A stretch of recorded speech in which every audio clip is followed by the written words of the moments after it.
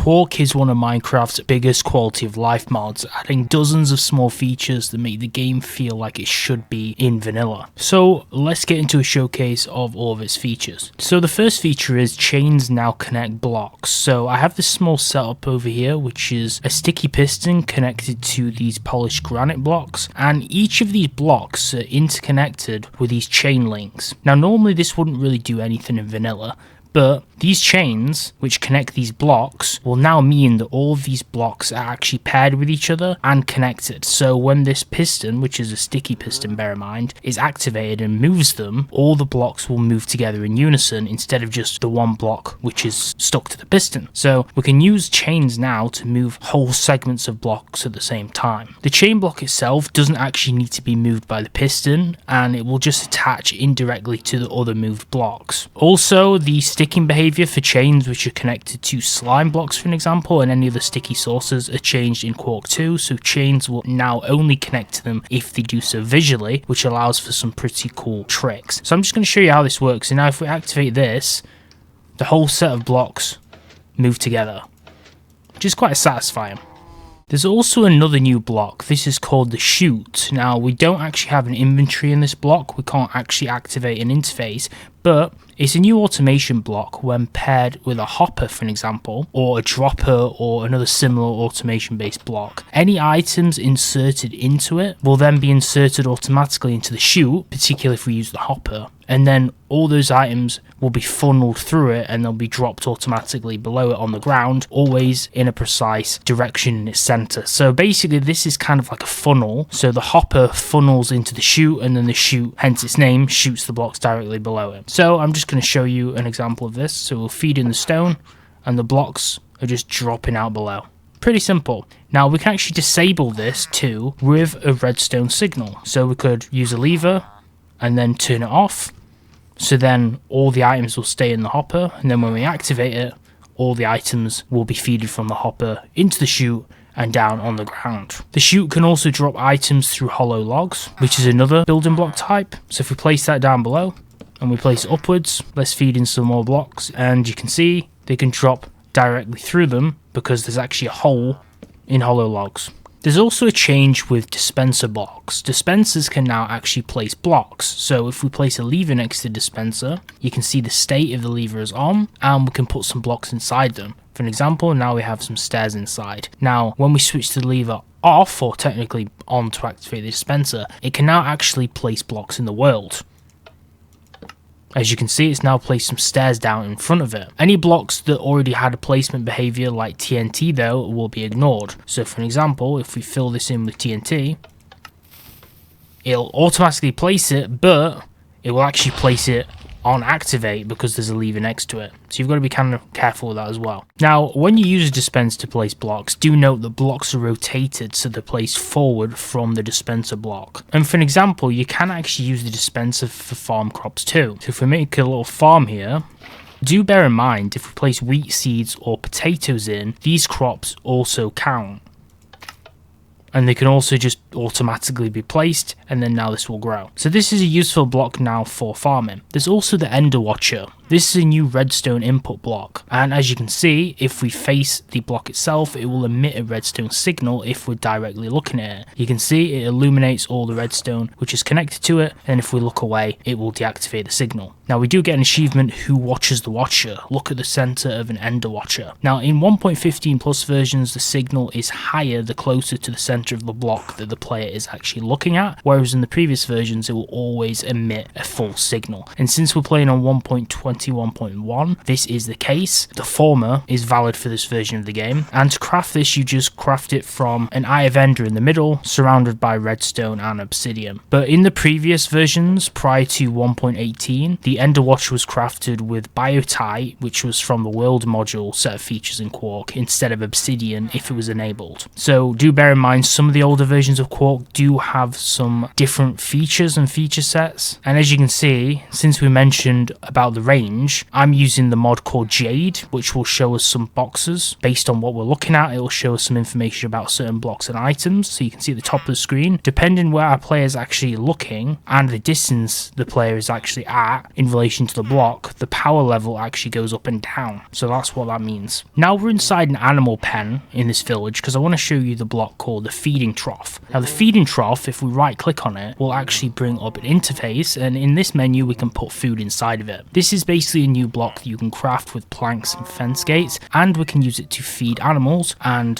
when I say feed, I mean mainly allow the animals to automatically breed with this block. This is why it's in the automation category. So we could fill the menu interface with the correct breeding items for the animals. So in this case we have mainly cows in here, so we put wheat in here, and you can see it will actually attract some animals nearby, and you can see love hearts, and the animals will automatically find another animal nearby, and it will actually breed the animals. Now, yet again, because I have Jade installed, you can see there's a breeding cooldown on certain animals that have already used it, and I can also place in some carrots, which obviously pigs use. So this block, I believe, will not only feed them, but can be used for breeding too. So it's an interesting block. It basically just works just as if the player has fed the animal, but there are a few differences, bear in mind. So there's a chance the animals will need more than one bit of food to get into love mode. Animals bred with this trough block here will not produce XP, and if there's more than 32 animals surrounding us in a 10 block radius, the animals will eat, but they'll never enter love mode, aka they won't be able to breed. Now in 1.18 plus, which is valid for us due to the version we're playing on, this block is considered to be 1.5 blocks tall for animals, so they won't actually get on it. So that's interesting to bear in mind too. But you can see it did work because we have a few little baby cows around here, so can confirm. Now there's also an interesting new sand type, and this is the gravasand block, which is a new sand variant which we craft with sand and an ender pearl. So I'll just show you the crafting recipe right here. It's basically full 8 sand surrounded by 1 ender pearl in the middle. Now what's interesting about gravasand is it doesn't actually fall unless we prime it with a redstone signal activated. So if I just show you now, if we activate the lever,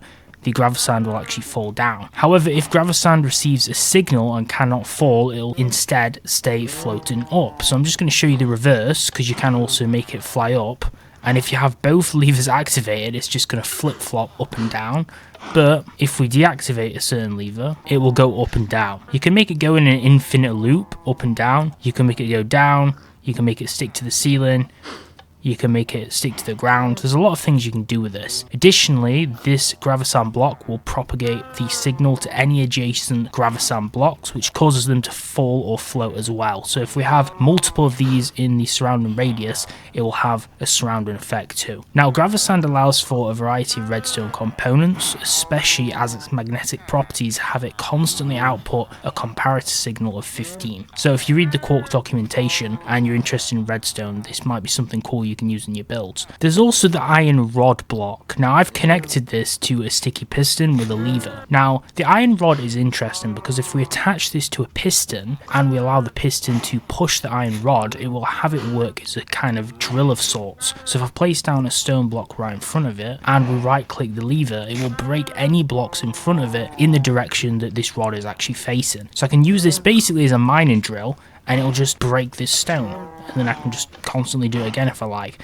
Now it's not going to be very effective as a constant mining drill, but it's a pretty cool effect it has, as you can see. And basically the strength of this iron rod is just dependent on anything that the piston can push. So if the piston can push a certain block in front of it, then the iron drill will be able to break it. That's its only limitation. And we craft this with a normal end rod, which is usually made from a blaze rod and a popped chorus fruit, and then we use that along with 2 iron ingots to make an iron rod. Now there's also metal buttons in Quark. So here we have an iron button and we also have a gold button by its side. So combining a simple wooden button with either an iron ingot or a gold ingot will produce the result of getting one of these buttons of that certain type. Now these buttons draw influence from weighted pressure plates, and gold buttons emit a very short pulse. So this is 2 redstone ticks. So the door, literally if we tap it, is just going to open and close really quickly. Whereas iron buttons emit a very long redstone pulse, which is 5 seconds. So the door will literally stay open for quite a long hold rather than just being pretty instant like this. So I could just use the iron door to walk in and out of my house, and I'll wait a moment and the door will eventually close behind me. Whereas the gold one,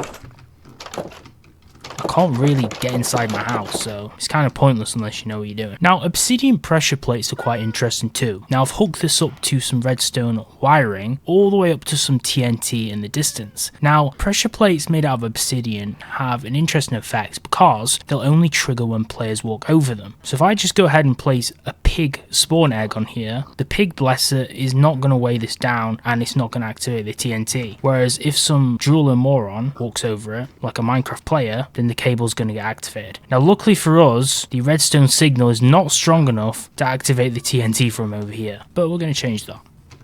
Oops. And yeah, now it's going to blow up.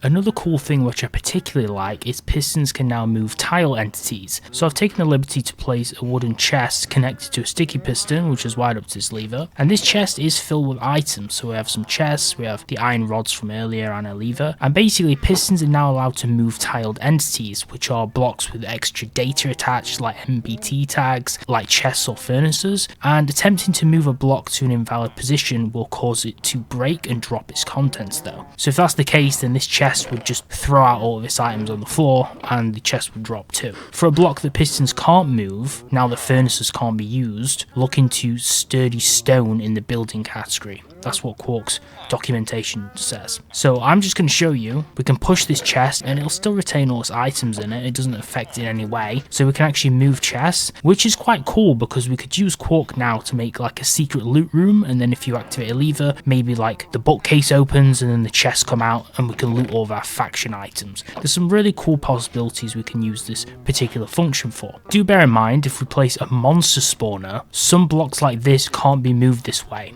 So if we try to move a monster spawner, the piston will have no effect on it and it'll stay in stasis. So don't go try and break the game trying to move some blocks which are not meant to be moved. For redstone enthusiasts, there's also a new block called the redstone randomizer, which is a new component crafted in the same way as a comparator. This is actually made with prismarine crystals instead for its crafting recipe. When we actually give this a redstone signal from the back, it'll randomly enable either the left or right output. So I'll just show you.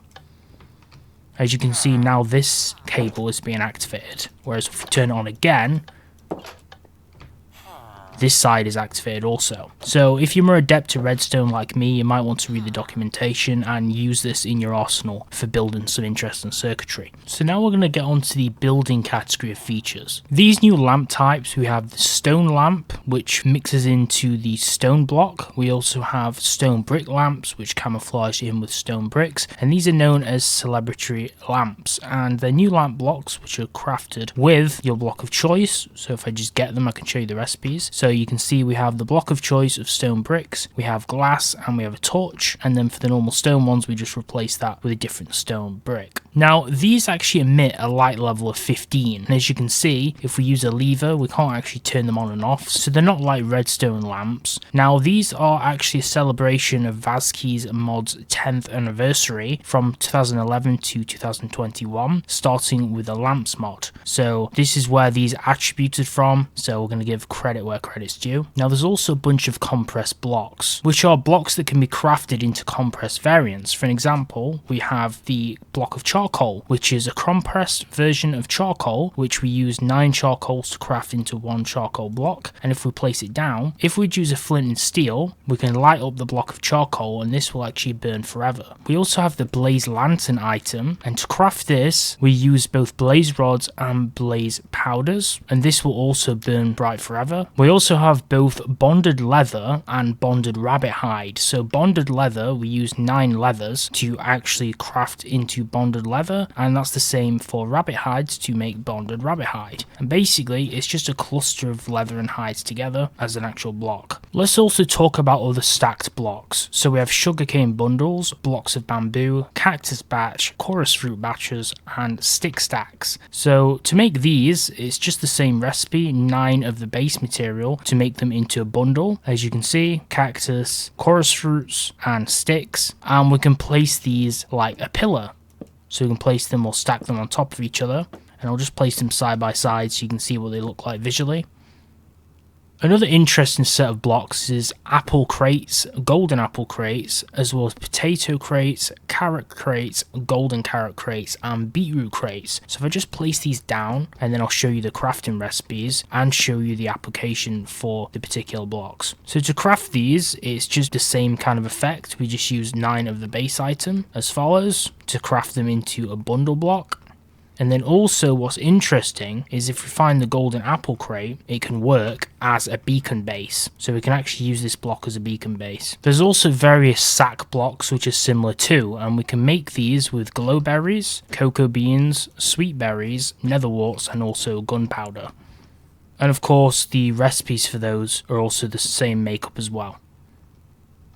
Now, as you can see, if the netherwart sack is enabled, the recipe for the netherwart blocks is changed to be 2x2, because there is a netherwart block recipe existing in vanilla, but they just changed this to 2x2, so both block types are supported. There's also a nice set of purple looking blocks, which are the duskbound blocks. These are crafted using purple blocks, as well as dusky myelite or obsidian, I believe in the older versions, or the duskbound lantern block, which I place in the center, which also requires an ender pearl. And as you can see, it looks like an end portal in the middle. It's kind of like an eye block, which looks super cool. And these also have other block types, so you can have stairs, slabs, and walls as well. I believe these lanterns were called lamps in the older versions, but they're called lanterns. And in 1.16 only, dustbound blocks and all the variants are also immune to the ender dragon. So I believe that means that the ender dragon can't fly through and break them. Also, another nice set of building blocks are the framed glass blocks. So to make these, you just combine iron ingots with glass, and you get yourself some pretty nice looking framed glass, which is great for more rustic or medieval style builds. And there's a lot of different color types of these, bear in mind, and you can also craft framed glass panes versions of these as well out of the glass blocks themselves, which also look quite nice as well. Now in 1.16.4 plus versions only, stained framed glass of all 16 colors, as I mentioned before, can also be crafted. And if you look at the crafting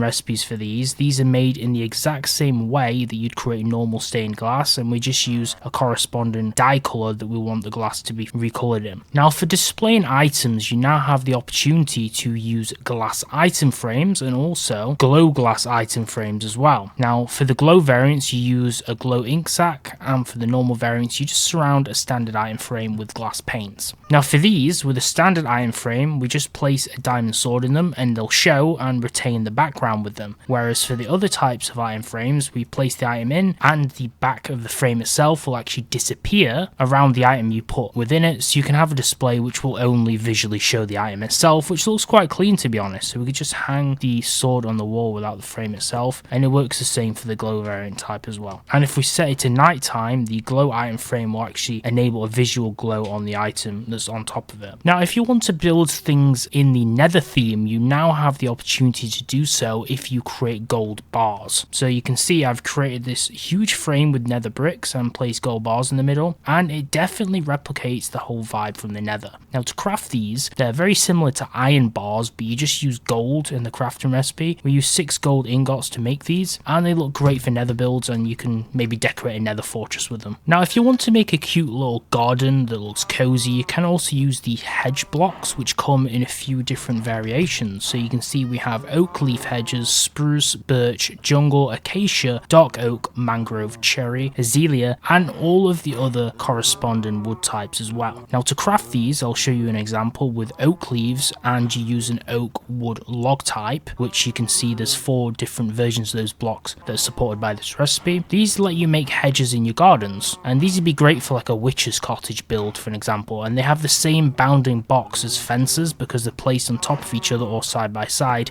in a very similar way. Now what is cool though is you can also place plants and flowers on top of them too. So we place some aliens and some blue orchids on here, and it makes them look really nice. Now this looks like a normal fallen tree. In fact, I did show you the hollow oak logs a little bit earlier when I was showing you one of the funnel type items in the automation category of the showcase. Although I've taken the liberty to make kind of like a stack of these connected so it looks like a fallen tree, but there's more to it than it seems, because not only can items be dropped through the gaps in this block, but also also you can sneak through them. So we could actually just hold the shift key and we'll go into the flat swimming mode, or I guess the cave slash crawl space mode, and we can actually crawl through this block here and use it kind of for hide and seek if we want to, and we can peek out of it. If we don't like it, we can just crawl back in. So we can use this block as a crawl space, which is also quite immersive if you want to hide. I reckon that would be really good for adventure maps or roleplay maps. And we can also climb the inside of a vertical hollow log and use it like a ladder. So I'm just going to show you placing it vertically like so. And you can also sprout them off the side as well if you want to decorate it to make it look more like an actual tree. And if we destroy the bottom of it, and if we drop, we can actually just slide down it. So I'm not sure how you climb up it from the bottom unless you're physically actually inside the block from the beginning, then you can climb up it. So you could use it, I guess, maybe like a tunnel underneath, and we can step down inside and then climb up it, although you need to jump on a block for that to be possible, or have one of the blocks inside you. It's super cool just to use it also, just kind of like a slide to go down.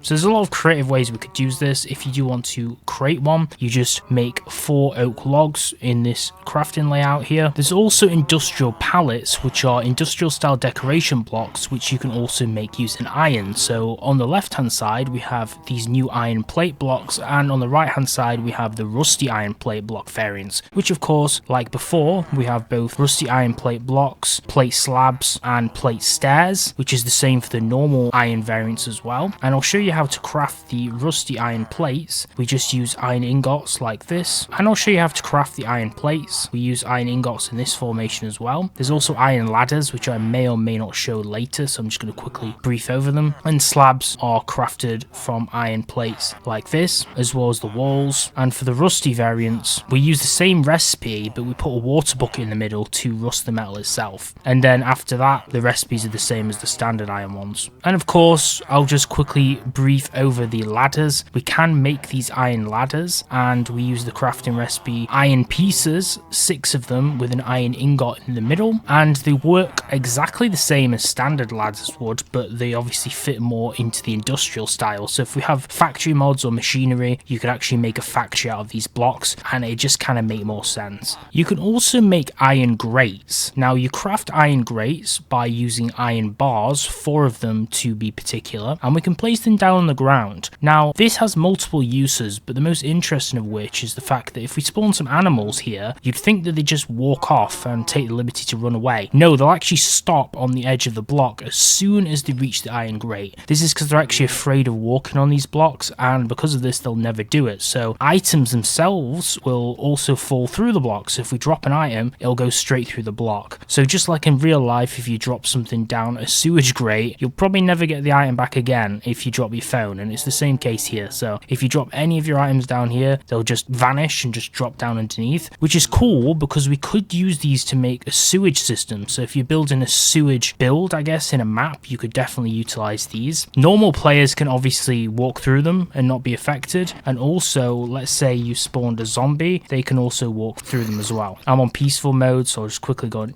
easy mode. Zombies will burn in the daytime, but they can still walk over the grates. It's kind of annoying because there's iron golems over here, so they just kill them before I can show you, but they can walk over the grates and there's no greater effect to them. Let's say we were to make some blocks down here. We could go into the crawl space mode with shift, and now you can see we can also crawl underneath iron grates too. So we could also use these as well, just like some of the other blocks, to create a crawl space, which is kind of cool. So not only hollow logs, but also iron grates we can use as a crawl space. So it makes some really immersive building opportunities. Now, it's important to note that in 1.16 plus only, animals that are held by a leash, particularly a lead, will also walk over the block just fine. So I can also pull a cow over the block if I have a lead, and it will be able to walk over it because I'm pulling it. But if you obviously snap the lead, then the cow will not be able to walk over it on its own. There's also a palette of Japanese blocks. These are Japanese style decorative blocks that can now be made with paper, bamboo and sticks. So I'll show you a few of these. So for an example, first of all, we have paper walls. So these are the big paper walls. These do come in a few different variants though. So we have big paper walls, we have the normal paper walls, which you'll notice down here, and then we also have decorated paper walls. These are crafted in a few different ways. So the paper walls, we have 6 bamboo and 3 paper. For big paper walls, we just use 4 paper walls, and for decorated paper walls, we have a tree sapling along with a paper wall. There's also these beautiful paper lanterns, so we have a standard paper lantern and also a decorated paper lantern type as well, which are crafted in a similar way. Paper lanterns are made with 6 paper, 2 bamboo and 1 glowstone dust, and decorated paper lanterns are made with a standard one along with one of these supported sapling types. There's also these nice bamboo mats as well, so you can see these bamboo mats on the floor, which I've laid out. They're crafted just with bamboo mat blocks, which I've used to decorate the walls here. We can make those with 4 sticks and 5 bamboo. Now, as well as these bushes I showed you earlier, we also have leaf carpet. So leaf carpet, as you can see, there's a few different variants here which I've placed down, but these aren't all the variants because there's actually quite a lot of them. But this can actually be made with all the types of leaves in the same recipe as wall carpet. So we have oak leaves here in a 2-block flat recipe, and that gives us 3 of this item. Now, this doesn't actually have a collision box, and it can also be harvested by hand because it is technically a crop. And if we type in leaf carpet, you can see it is supported by basically every different leaf type in the game, so we can make them all into their own leaf carpet counterpart. And it's interesting to note that if blossom oaks, which are from the world category, are enabled, then you can use their leaves as carpet too. Midori blocks are the green counterpart to purple blocks from vanilla Minecraft. As you can see, we have standard Midori blocks, we have Midori pillars, and we have stairs and vertical slabs. Here's just the quick crafting recipes for them, but you'll notice we make this out of moss paste, which is the same recipe as the purple blocks have, but with this new item, which is actually obtained by smelting moss in a furnace. Now, if you're wondering what Midori means, Midori basically is just the word for green in Japanese, so that's why it's called Midori blocks, for an example. Prior to version 1.18, moss paste, this item here in question, which we do smelt as I mentioned, was actually called cactus paste in the older versions of Quark, and it replaced green dye as the smelting output of cactus. It was able to be crafted into green dye at a 1-to-1 rate. It's important to mention some of these small pieces of information, particularly if you're playing old versions of Quark and you get a little bit confused since we are on a newer build. Quark also adds more brick types. There's some new brick variants added for a few different blocks. As you can see, there's quite a few over here as some of the examples to show you. So we also have sandstone for all sandstone types, which is crafted with cut sandstone. Now, each of these, bear in mind, do have all the different block variants from slabs to standard bricks, stairs, and also brick walls. We also have cobblestone bricks now too, and their mossy variants, which I haven't put in this example, but they're made just like you would with stone bricks, except with cobblestone instead. They can be combined with other blocks in versions above 1.16 plus to create new coloured variants. Then we also have blackstone bricks, which we use cobblestone bricks and blackstone to craft, as you can see, and also dirt. So we have dirt bricks now, and to craft these we basically just use cobblestone bricks with dirt. As for netherrack, we have netherrack bricks too, not to be confused with standard nether bricks, which are dark. These netherrack bricks are made with cobblestone and netherrack itself, and these nice new blocks which are called blue nether bricks, which remind me kind of like Terraria style dungeon blocks, so we could make monster dungeons with these, and these are crafted with nether bricks and warped warp blocks. And additionally, there is also a similar recipe added for red nether bricks too. So we could type in red nether bricks, and there's also another recipe for those, which is nether warts with nether bricks. So there's some nice new building blocks we have. There's a few new mud building blocks available. As you can see, this is an example of some of them. We have the mud brick lattice, which is kind of like a wireframe style window block made of mud. We also have mud pillars and carved mud bricks too. So we can make some interesting mud builds, which kind of look like old ancient buildings that we could create with these. Quark also adds support for more potted plants. For an example, 17 new blocks can now be added to flower pots in the mod. The feature showcase I've created here shows a plethora of them, but you can also add the vanilla 2 tall flowers and netherwort too. Now in versions 1.16.3 plus, there's also support for the following. So we have twisting vines, weeping vines, large ferns, tall grass, vines, and also nether sprouts. So there's now support to decorate your homes with some really nice items in the flower pots. There's also more stone variants. So as you can see, we have brick, chiseled brick and pillar variants all available for every single type of stone added by vanilla and also Quark. Most of these that I'm showing here are actually vanilla blocks. So as you can see, we have chiseled granite, polished granite, granite pillars and granite bricks. So we have granite, diorite, andesite, calcite, dripstone and chisel tuff. Some of these are added by Minecraft and some by Quark for the new variants. Now these also do come in slabs, stairs and walls, some of which I've mentioned previously in the video, and the chiseled brick types themselves look different for each types of the stone. So as you can see, the design varies a little bit depending on the material, whereas the others kind of look very similar to each other. Now back to our farm here, I've created a new pen made out of nether brick fences, but you'll notice we also now have nether brick fence gates, which is obviously a fence gate made out of nether bricks, which is crafted by 4 nether bricks and 2 nether brick blocks in the place of planks and the nether brick fences, and the recipe outputs 1 in the current version, and it works exactly the same but it has a different sound. There's also a series of rainbow lamp blocks that can be made out of corundum by default, and these can be powered by redstone. For an example, here is the crafting recipe for the green corundum lamp with green corundum and redstone dust, and I'll show you the recipe for the violet one for an example. It just has a different coloured corundum block in the centre surrounded by redstone, depending on which of these you want to create. Also, if you do have a beacon which is set up correctly and activated, then the lamps themselves, if you place them on top of the beacon, will also change the colour of the beam of the lamp. I'll try to remember to put a picture of that on screen for you.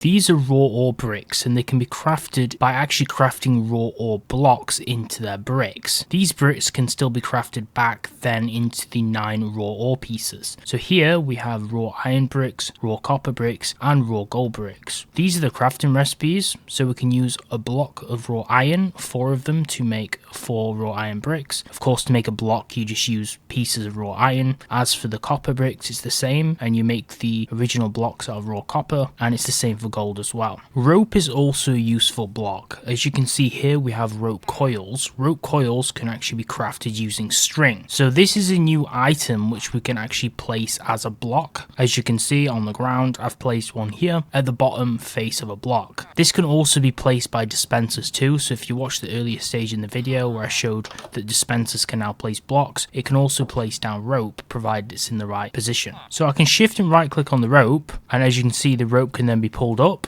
so you can kind of use it as a pulley system of sorts. So you can use it to pull up blocks, but if we go back on the rope coil and hold right click, then the rope can drop down. So you can use it to drop ropes and people can climb them, and then you can pull them back up so nobody can follow you. So I could go walk up. If we're resting against a wall, it'll automatically climb, but then if there's a gap, I'll go inside the gap. But if you drop and then just hold space, you can climb continuously up the rope, and if you make a slab like this, you could crouch and then go onto a platform. So the useful blocks, of course, if a block is at the end of a rope, it'll drop down and be pulled up alongside the rope. But these are basically just climbable like a ladder, so that's the whole purpose of these blocks. Now, particularly if you're in a jungle or anywhere with vines, you can now use shears on the end of vine tips. So the tip of a vine can now be right clicked with shears, and you can actually have a half cut vine which will look aesthetically pleasing, and you can do this multiple times as you can see, and you can use this for decoration. But also what's interesting is if you do shear the tips of the vines, the vine is also no longer able to grow, so do bear this in mind. And they can also be placed, if you have the item itself, on the bottom of leaves too, to give this kind of an effect. So these are shingle blocks, and they're kind of tile blocks of sorts, particularly for terracotta, as you can see from the item label at the top, and all of its colour variants. And these are inspired particularly by Portuguese rooftops called Tela Lusa, and they can all be turned into not only the normal shingle blocks, but shingle stairs, shingle slabs, and shingle vertical slabs as well, which supports all the different colour types. And this is great for roofing if you want to build roofing on any of your buildings. And the crafting recipe for these is, for an example, is the original terracotta shingles, which are made from 2 pieces of terracotta and then also corresponding dye. There's also a new type of block called soul sandstone. As you can see, this is actually crafted out of soul sand. As you can see, we use 4 soul sand to craft 1 soul sandstone block, and all recipes are as expected, and this can be turned into soul sandstone stairs, slabs, vertical slabs and walls. So here we have stools. So these are new blocks that we can actually sit on. Of course, stools are just chairs, and we can make these interesting blocks also into tables. As you can see, this is a pink stool, just like this is a pink stool, but if we place an item on top, we can just shift right click and it'll raise the stool into kind of like a table. To craft these, we use 3 wool and 3 slabs in a very similar crafting recipe to how you make beds instead of full wood blocks. So we can sit on them, we can place blocks over them, which makes them become larger to match the block height of the item you're placing on them, and you can also stay on the stool when it's being moved by pistons, and I believe also the item can too. Sturdy stone is a new block. As you can see, we can craft this with 9 cobblestone. Now the interesting thing about this block is it's actually a hard stone block and it's crafted by cobblestone, and if we have a piston here, this sticky piston, if I activate this with a block of redstone, you can see this block doesn't move at all. Okay, this cannot be moved by pistons, and it uses a furnace texture for its appearance. So if I break this off and I replace this with grass, as you can see, grass can be moved by a piston. If we place down sturdy stone cannot be moved at all. These are thatch blocks. Thatch is created like this. 2 thatch slabs can create a full thatch block, or 4 pieces of wheat can make 4 thatch. This can also be used to make thatch stairs and also thatch slabs and vertical slabs too. Now we can use this mainly for fancy medieval roof styles, particularly if you want to make those old thatch houses or Japanese style buildings. With the blocks I showed you earlier in the video, you could also make the roof of those buildings out of thatch, and it would be historically accurate. Bookshelves also now are available in all other wood variants. We can make bookshelves out of all wood types now with Quark, and all of these bookshelves work for the enchanting table too, so we can use them to surround the enchanting table with our setups. So as you can see, we now have all the vanilla wood types for bookshelves, and there's nothing really extraordinary about these because they do use the same recipe. We also have chiseled bookshelves as well, which support any wood type, and if we show you a normal one such as trumpet bookshelves, you can see they're crafted in the same manner, just using a different wood plank. It's also the same for chests. We now have variant chests that can be made from all the different wood types in the game. Each one is styled differently, obviously to match the type of wood that you use in the recipe. To get the vanilla chest though, you need to craft the chest with more than one type of wood. As you can see, you can also make a normal chest from a variant chest type, and you can also use woods added by other mods. Now in 1.16.3 plus only, these variant chests will replace the chests found in structures in the world, and in versions above and resembling 1.16.4, variant chests can be converted into vanilla chests by placing them in a crafting table, which is the recipe you can see on screen. So this is what they all look like. As you can see, we have all of the vanilla variants available, and one interesting thing is Quark allows support for all the chests it adds with the looter mod. So if you've installed the mod looter, it has full support and integration. Furnaces now also support variants too. So not only do we have the standard furnace, but we now have furnaces that are craftable from deep slate and also blackstone. These have new textures, and additionally blackstone furnaces can emit soulfire particles depending if they're placed over a block that can light up with soulfire, for an example. So we have a soul sand block here and a dirt block here, and we'll place iron ore in both. You can see they appear very differently. So when placed over dirt, it has a normal fire particle sprite to it. When it's placed over soul sand, it has the blue nether fire. Otherwise, they both behave the same as normal furnaces.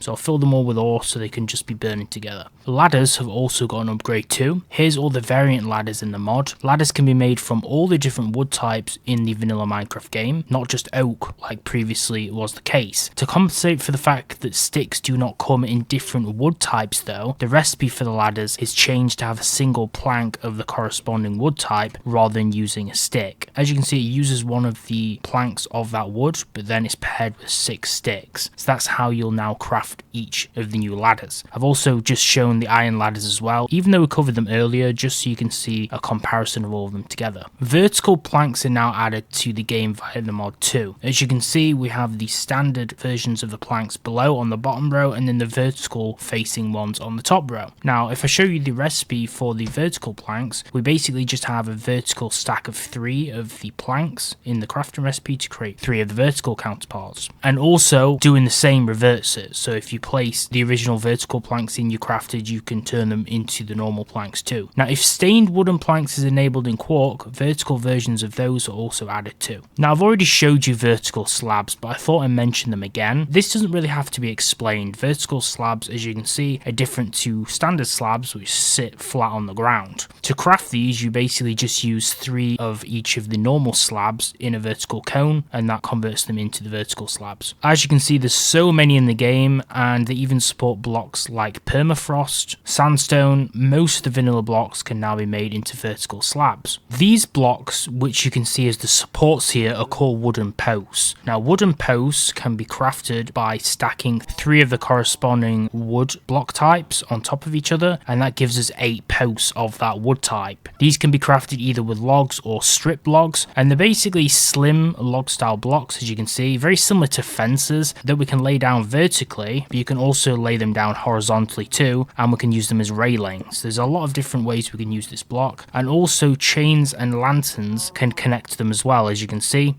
and there's no gaps in between. So these are really nice supportive decorative blocks. So now we're going to go over the client features in the Quark mod. The first one is auto walking, which we can access from options, controls, and then keybinds. And if you go all the way to the bottom, you'll see there's now a new entry under the Quark MISC category, which says walk automatically. This is not bound by default, but if we bind it to a key, let's say V for an example, and we go back to the game, if we now press V, pressing this key will toggle auto walk until either you press it again or start walking automatically. So if I press auto walk and then press W to walk myself, it'll cancel the auto walk mode. Now, this is interesting because also it automatically enables auto jump. So if we walk up to a block, it'll also jump on top of the block. This is mainly for people who have motor problems, who can't hold down a button for too long. So this is really good for disabled people. Another interesting thing is we have a pool here which has a bunch of animals in, some of which who are killing each other. But we're going to talk about buckets. So you can see buckets here which display all of the creatures which are inside of the buckets. They will now show the inhabitants. So buckets can display variants of mobs. For an example, crabs, axolotls, or even some of the tropical fish. They'll now display in the buckets themselves and the bucket icons. Camera mode has also been added too. If we press the F12 key by default, we'll go into the camera mode. Now, while we're inside the camera mode, we can take better screenshots in the game. This is because we can use some enhanced image filters. So if we press 1, it will cycle through all the different filters we can use, such as grayscale, sepia, desaturate, oversaturate, which is actually quite nice for Minecraft thumbnails, although it saturates it a little bit too much with vibrancy and saturation. We have cool, warm, conjugate, which looks like some kind of psychedelic mode. We have red focus, green focus, blue focus, yellow focus, creeper vision, and enderman vision, pixelize. So we could use this to make it seem like we're playing a PS1 version of Minecraft. We could go in monochrome, which hurts my eyes, simulated deuteranopia, if that's how you say that, and protanopia, tritanopia, or chromatopsia. These are for the colorblind modes. So that's the image filters. We can also combine these with the borders, which I'll show you in a minute. We can also press 2. This shows the ruler mode, so we can enable the rule of thirds, golden ratio, crosshair. These are all for taking better photographs, and if you know about photography, these are some of the rules of thumb that you actually follow to take pictures. Now, as for borders, if we press 3, we can cycle through borders. So we have square, 4:3 aspect ratio, 16:9, 21:9, Polaroid, which is like classic Polaroid camera photos,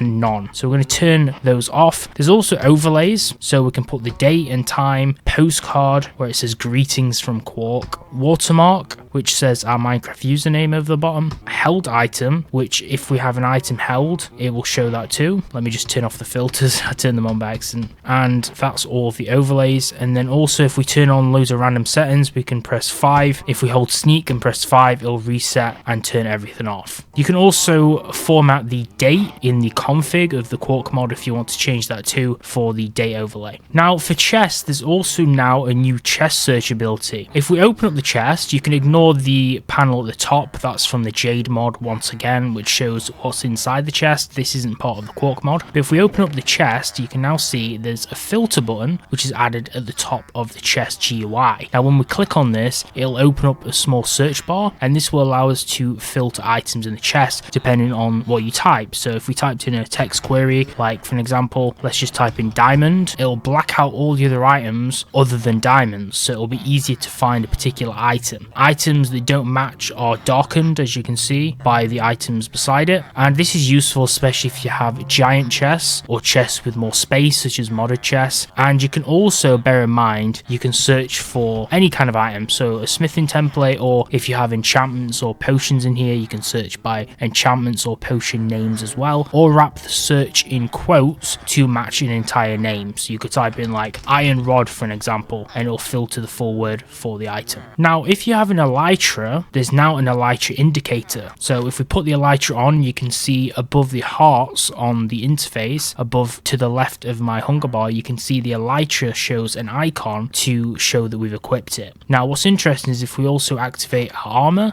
we can put our armor on, full armor, and then we can switch our chest plate with the elytra, and you can see it will still display next to the armor. This will display on the left side of the armor bar, and it will replace an armor slot and then push the rest of the icons to the right of it. Now it's a little bit harder to show you this on the super flat mode we're on, but there's actually greener grass now in the Quark mod. Biome colors are still respected when the mod's enabled, but they're a lot greener now with Quark enabled. There's also some config options within the Quark mod's interface to actually enable Minecraft alpha style grass. As you can see, if we just go into the client section's settings, you can see we have greener grass turned on. If we disable it, that will also make grass duller if you're in a survival world. It doesn't really make much change when we're in creative though, however. So you can simply just go to Quark options, client, and then obviously activate greener grass. Do bear in mind you can also manually adjust the color balance in the config menu too. Tooltips have also seen an upgrade. There's a few changes with tooltips which enhance the visual elements of them. For an example, if I show you some tools and armor, you can see the armor and tools now have some of their attributes displayed with their own respective icons. You may notice we can see the armor values of this diamond set when we mouse over on the tooltips, and we can also see the health and damage values for the sword. Some other improved tooltips are food, which you can see actually now show how much that they'll heal in terms of hunger points, and they'll also show if they give you any negative effects, as is the case with rotten flesh for an example, which shows us ill-advised meal with 2 infected hunger points. You can see the different hunger benefits, for an example, for apples or also golden apples. Shulker boxes also now show their contents visually over the tooltip, so depending which items you put inside of it before breaking it and putting it in your inventory, you can now actually display them on the tooltip. Also, if you have a map that's explored the world, you can see the maps display in the tooltip box now too. And enchanted books also show which items they can be applied to. So in this case of Blast Protection 4, we can apply to every single piece of our diamond armor set. One of the coolest quality of life features is the ability to pick blocks from a longer range. You can now pick a block at any distance, as long as we can see it in our view. So I could look over here, and even though this nether brick is really far away, I could hold the middle mouse scroll click, and I can actually get that item, and I can pick that block. It's the same for this roof stair block, these oak stairs on this village house, or over in the distance this cobblestone, and vice versa. We can literally pick blocks at any great distance. It really doesn't matter where it is,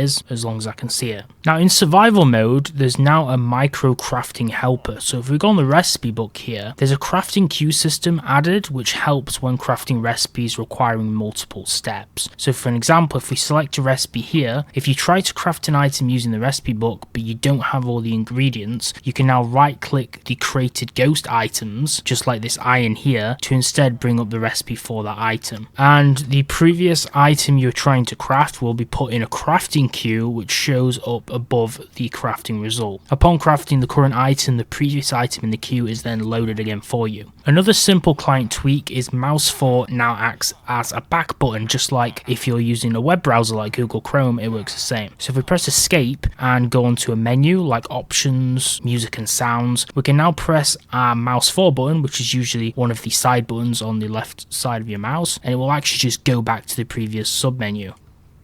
This is basically functioning now as a back/done/cancel button in your current GUI, whichever you're viewing at the right time. For an example, I'm looking at inventory, it'll go off my inventory. If I'm on the escape menu, it'll go back to the game. If I'm on a sub menu, it'll go back to the main menu and then back to the game. This button works now as a back button like it does with most programs, and if you go into options, controls, keybinds, and then go down to Quark MISC, you can actually rebind the back keybind to a different button as well. There's also a visual change for candles. These are now soul candles. So candles placed and lit on soul sand or soul soil will now emit soul flames. So if I place down a candle on some cobblestone, we'll put some normal candles here and we use our flint and steel on them, they'll just look like normal candles. Whereas if I place down soul sand or soul soil and place candles down on these, you'll see they appear a little bit visually different. They now light blue with blue flames, and these are soul candles. So it's a nice little visual touch. There's also a usage ticker, which is a small interface you can see on the left side of the item I've equipped, which shows up next to the hotbar when you use an item. It will show you how many items you have left. So if we use a few blocks and we reselect the item, it shows 256, and if we do it once more, you'll see now it still shows 256 because we're in creative mode. So if we go back in survival mode, you can see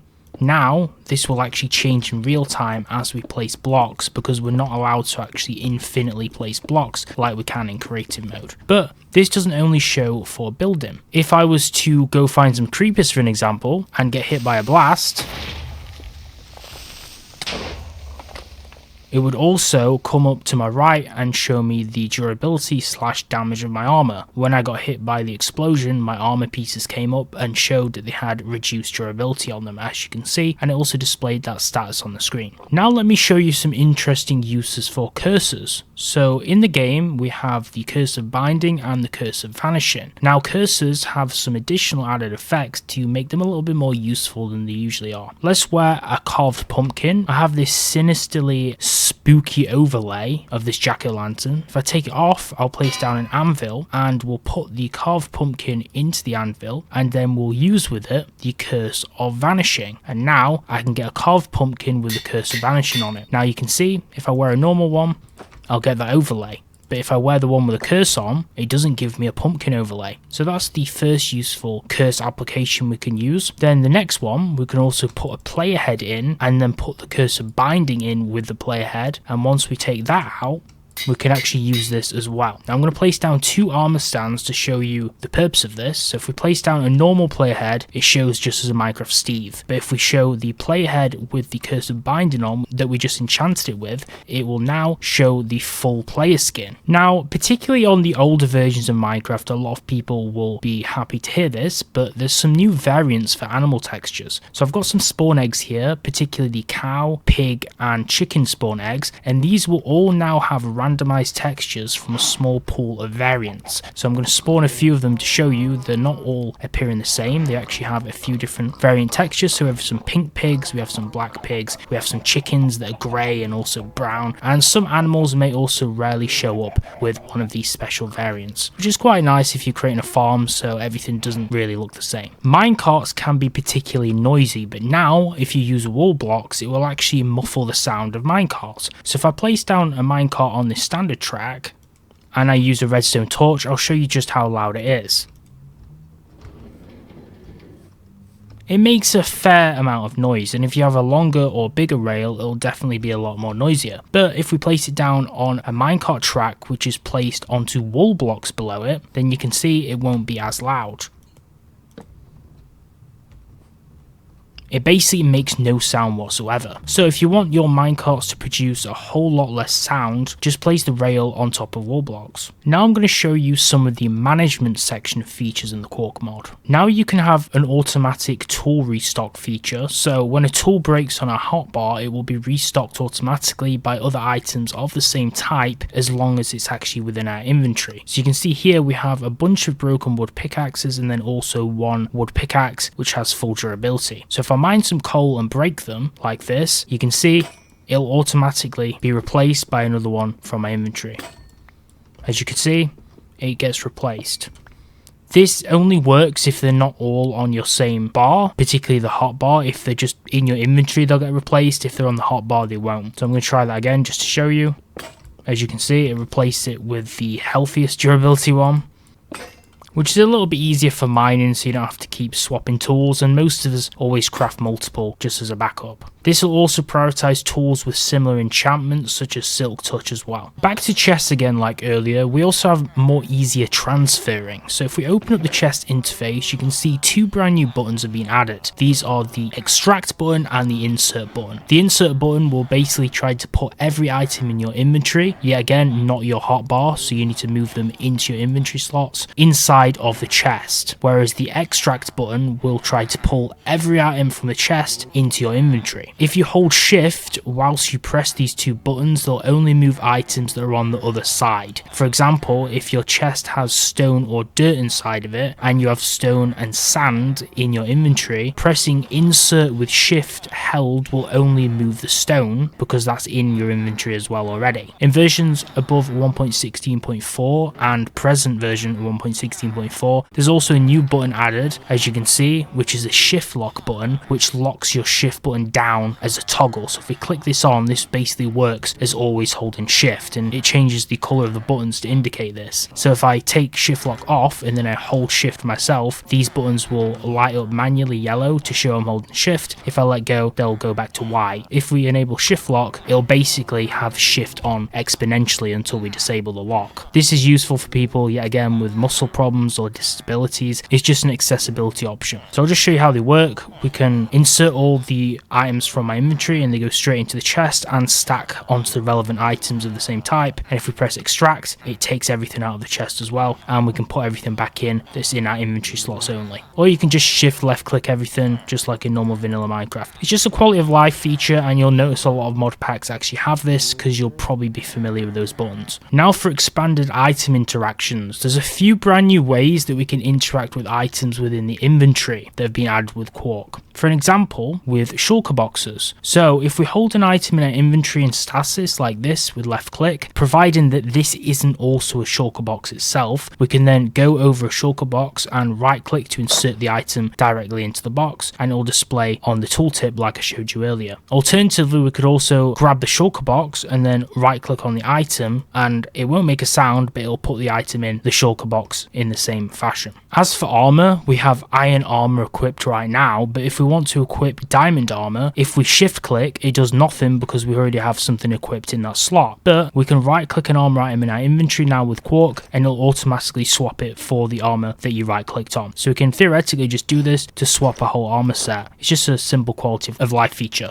There's also a feature, I believe it's either in the older versions of Quark or it's in some of the options, and I believe it either doesn't work on my version or I've not enabled it, but you can use an item and right click on a lava bucket usually, and it will actually destroy that item forever. You won't be able to use this with shulker boxes or netherite, basically items that are immune to lava, but you can use this just to clear your inventory. There's also a hotbar changer. If we press the Z key, it will show the entire inventory that we have above our hotbar, and then we can press one of the keys such as 1, 2 or 3 to switch to that respective row of our inventory with our hotbar. So you can see my hotbar currently has our iron axe and our cookie, but if we want to swap to number 2, it'll switch this row of our inventory now to our our primary hotbar row, and pressing Z again will hide the 3 additional rows without change. So we can toggle this on and off, or we can just switch rows just like this, which is quite nice. So we don't have to move our items around in our inventory. We can just swap which bar is active at one particular time. Now, if your inventory is cluttered, there's a new inventory sort button, and this sort button is added to the inventory screen and also to chests. You may have noticed it was on our chest earlier, and just pressing this button simply sorts our inventory and stacks everything in a neat fashion and orders them correctly. Of course, yet again, this only works for things in your inventory. If they're in your hotbar, you'll need to switch them into your inventory for the effect to actually work. The sorting system functions via a category system, so items are placed based on what category that they fit under, so food, armor, blocks, etc. And each of these subcategories have their own sorting rules. So food will get sorted based on which is more filling for the player, tools will get sorted based on which one is the best and has the best harvest level or more durability, and potions and tipped arrows will be sorted based on their particular effects. Now, if you want to share an item in the chat, this works in a similar way to MMOs such as World of Warcraft, where you get people advertising and announcing in the chat and sharing items. You can do this now in Minecraft with Quark. So depending on what your chat key is, for me it's T, you basically hold shift and then hold your chat key, but it needs to be on the item you're hovering over which you want to post in the chat. So if I go in my inventory and look at this mace, I can hold shift and then my chat key, and now what this will do is it will actually advertise the mace item in the chat so other people can actually see it. So they can also see the item's tooltip as if it was in their own inventory, and they can hover over it to check it out. This is great for trading and commerce on servers, or just sharing items you have in your inventory with your friends. Now back to armor swapping, but instead of the inventory, this time we're using a different method. So if I equip an armor set, diamond again because it's my favorite visually, and we look at an armor stand that has an armor set on it, it'll actually swap the armor for whatever armor you're currently wearing.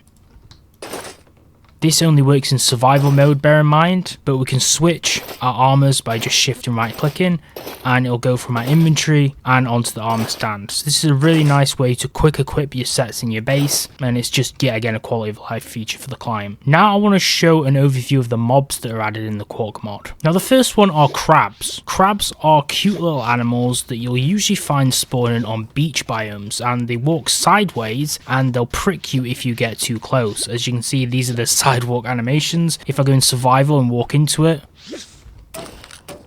as you can see, it's just going to walk inside the pool. But if I take off my armor and I sit next to the crab, it'll just usually walk away. Whereas in some versions, they will actually prick you. Crabs can also be bucketed, just like axolotls, and you can use this to spawn them as well as eggs. Now, crabs can't be damaged by cacti or by berry bushes. Although you can see, crabs will change colour because they actually have variants. They may spawn of a different colour. You can also cook normal raw crab legs and make cooked crab legs, which are pretty tasty and give you 4 hunger points. And the crab shells can actually be brewed into potions of resilience, which will allow you to gain additional knockback resistance. Now for breeding, you can use wheat, you can use raw chicken, or you can use tropical fish. And this is a baby crab. Also, they enjoy music.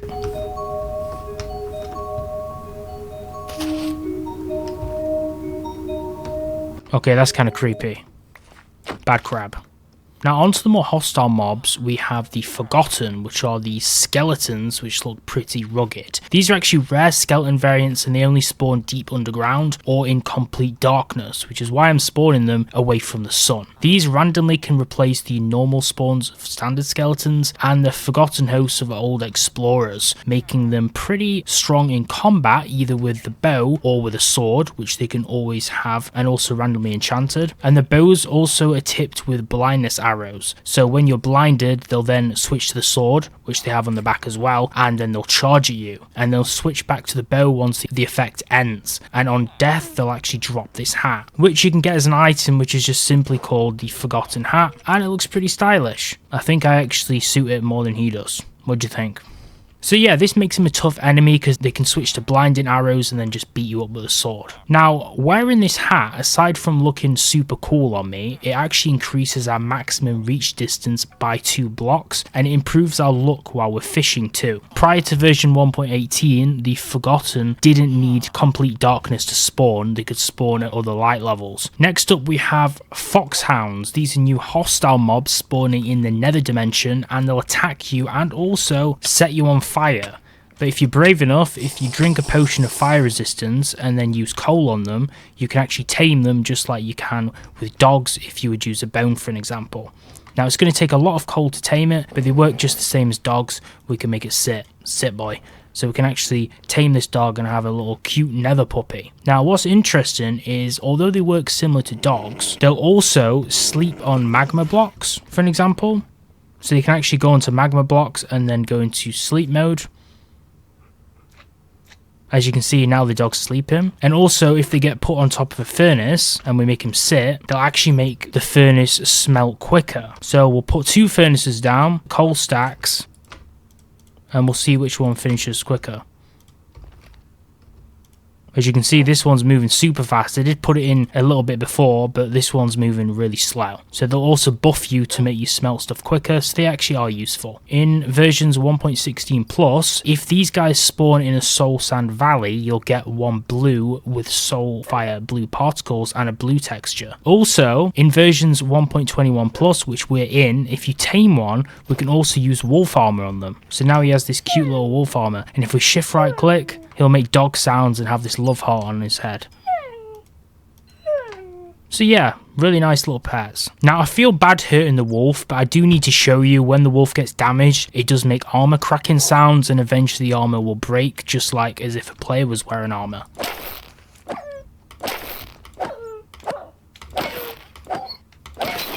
As you can see, the armor can just smash and break like that. But we're not going to kill the wolf. The next mobs are Tortoises, as you can see, which can spawn a random ore on the back. This one spawned iron, this one has spawned coal for an example, and this one has spawned copper. Now we're in a very small room, so it's kind of cruel to put them in such a tight space. If we're in survival mode, we can attack them with a pickaxe, and this will actually make the tortoise drop the ore on it. So we've just attacked it and it's dropped its iron.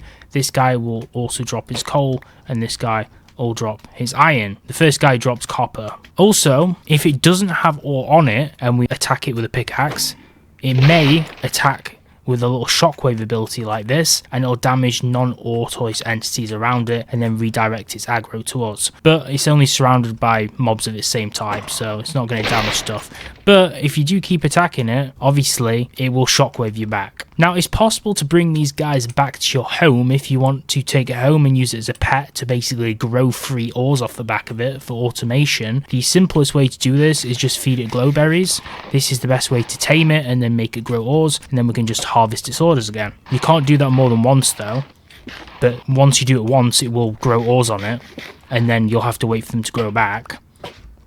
Now, bear in mind, you can't use a lead on these mobs, so you can't actually move them around. Your best bet is to create a minecart rail and a minecart and then move them that way. That's the best current way to do it. You can also place one of those feeding troughs down and fill them with glowberries, and then they'll move to that and actually eat from that too, providing they're not tamed or if they're hungry. And what's interesting too is if I place down one of these guys with his full ores, if you have the iron rod attached to the piston in the same way I showed you at the start of this video in a different section, you can use it to actually break the ores off the turtle, providing it's in front of it. It's going to be tricky to get this turtle in front. I think I need to kill the other turtles first. Right, so now that this room's cleared, let's push this turtle in front.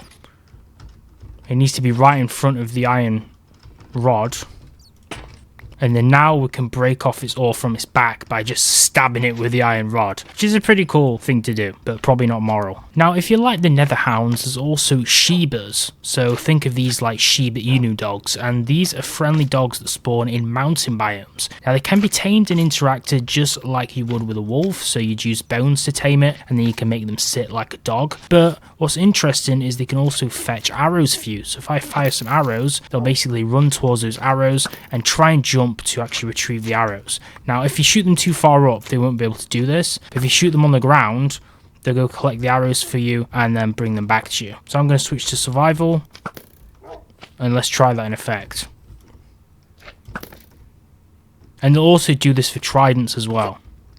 As you can see, he actually brought the trident back for me, and then I can right click on him and he'll give me the item back, which is pretty cool. Now, as for torches, if we break some of the lights in here, so we have less lighting, like so, if we have a torch out, he'll try and run to the dark spots, and he'll get aggressive and angry at the dark spots to show us where we should place a torch next. And then we get an achievement, paint the town, clean up a dark spot with the help of a Sheba while holding a torch. So basically, if the cave's dark or has some dark shadow patches, he'll tell us where to place our torches, which is pretty cool. And in versions 1.21 plus, we can also, just like the Netherhounds, equip a wolf armor with the dog too, so he's a little bit more protected and hopefully doesn't die in combat, or versus a trident.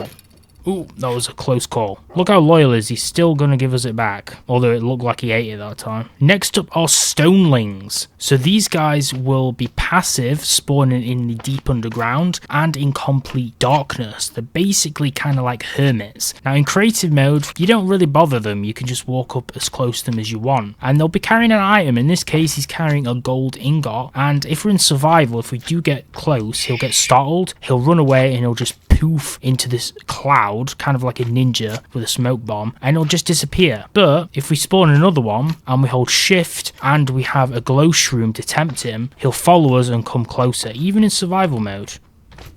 Like this. He'll now want to know us because we're tempting him with this nice little fruit. And also, if we manage to kill him, which is kind of hard because they'll poof away quickly, you will actually get the item it's carrying as well as a heart of diamond, which is this item here. And if you would pick that up naturally, you would get an achievement, shape of my heart, sneak up to a stoneling underground and break its shell to get its heart, which sounds pretty gruesome and evil if you ask me. Lastly, we also have wraiths. So these are another nether mob, which is why we're surrounded by soul sand, and they spawn in the soul sand valley. As you can see, they just appear like ghosts / phantoms, and they're the lost souls of different mobs, and because of this, their sounds are very low pitched sound versions of normal mob sounds, which makes them pretty creepy. And if you want a spooky experience, look no further. I mean, look at this guy's face. Now these guys attack you just like normal zombies will attack you, okay?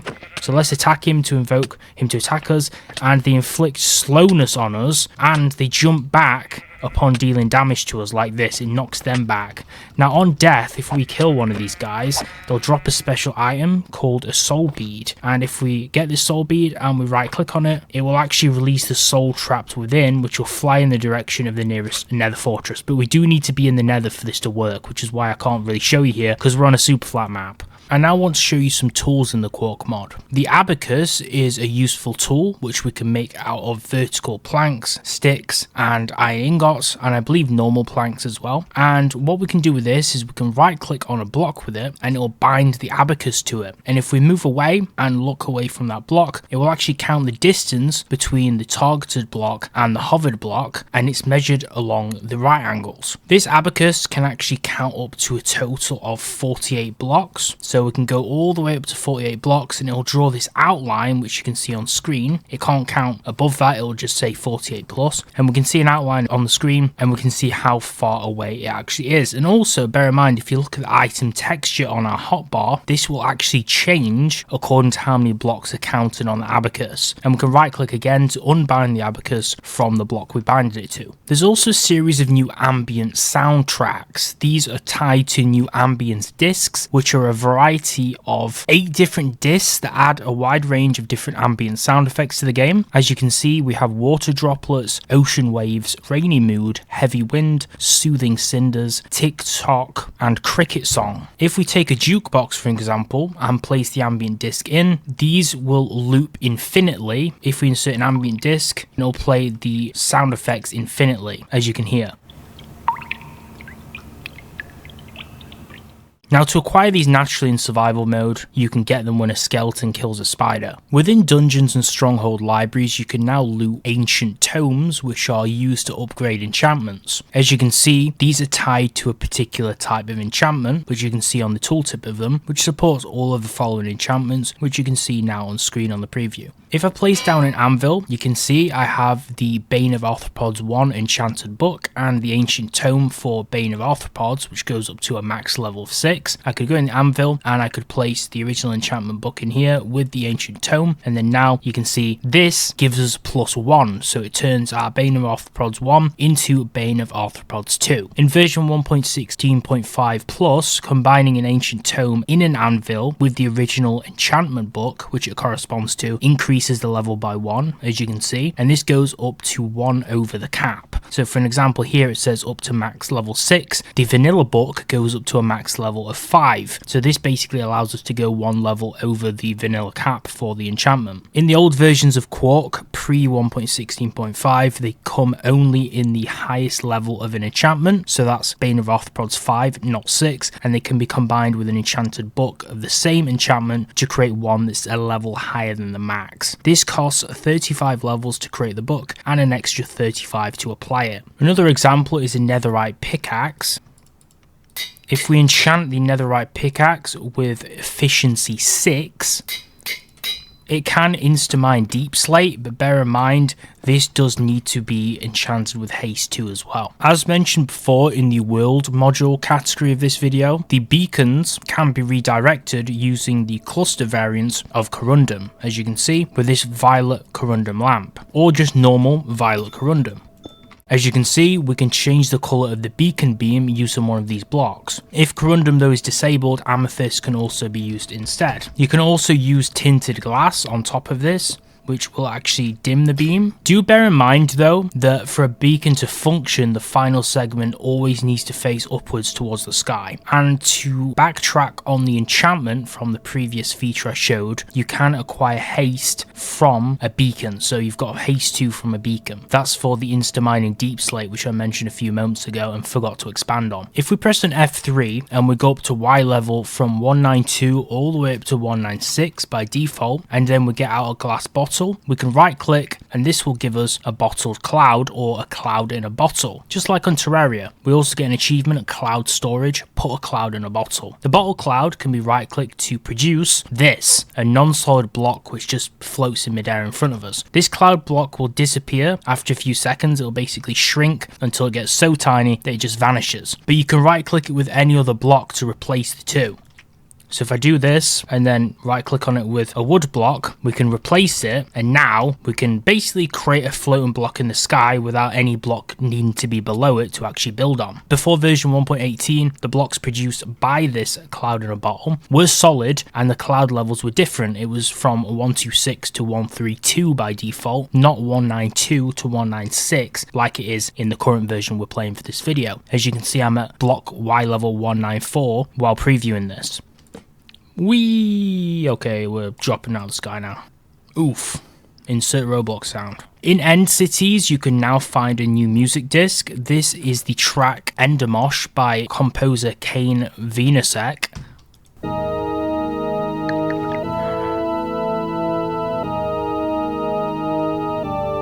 So credit to him.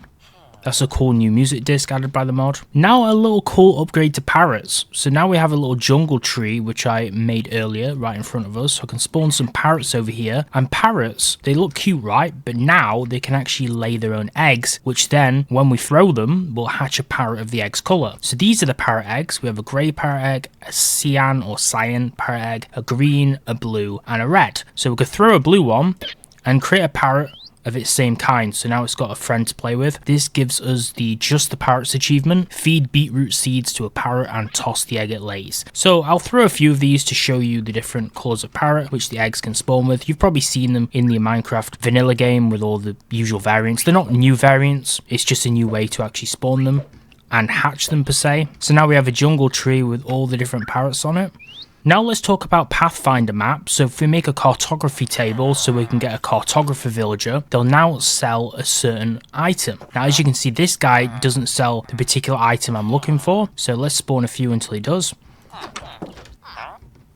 Oh, he's got a baby one. Okay, he's still not spawning the items, so I'm going to show you this manually. Basically, these villagers have the chance to offer the trades for Pathfinder's Quill. You can see these have different tips on them. Glimmering Weald, Cherry Grove, Ice Spikes, Mushroom Fields, Badlands, Bamboo Jungle, Jungle Flower Forest. You get the idea. These are all labels of actual biomes in the game. Now, why are these useful? Well, over time, these can be used to generate Pathfinder maps, which are new maps. A Pathfinder's Quill could not find any biomes nearby. Try somewhere else. This basically generates maps that can take us to these certain aforementioned biomes on the tooltip. Each cartographer can stock a random assortment of them, and there's a chance that they can trade them or not, and the possible trades can be viewed on the Quark website. And if you're using mods that add more biomes, more quills can be added in the config file, which is a custom thing you can also add. One of the coolest little items added by Quark is the Pickerang. So what is the Pickerang? Well, you can see this is actually a tool item. The Pickerang is a new tool we can use for mining, which is why I've gone to this vein of coal right here, and if we throw it,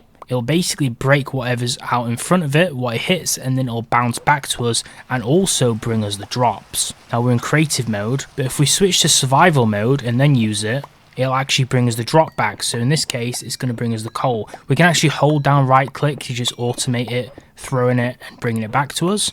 And it's basically just for lazy people to mine stuff, right? Now, if you're wondering how to make this, well, the crafting recipe actually uses that heart of diamond we got earlier from that cave mob. So if you want to go back to the mob section of this video, which will be timestamped, you can find out how we got this drop. Hint, hint, is from stonelings, which we covered in the mob section of the video. Or if the stoneling mob is disabled and you didn't enable that feature, you can just craft it with diamonds only. And as you can see, it requires diamonds, a heart of diamond, and planks. And this can be enchanted with enchants as well, so I'll show you how to do that now. So what enchants can we actually enchant this with? Well, it supports efficiency, unbreaking, fortune, silk touch, piercing. So I'm just going to enchant it with literally every single one of these to make this super overpowered.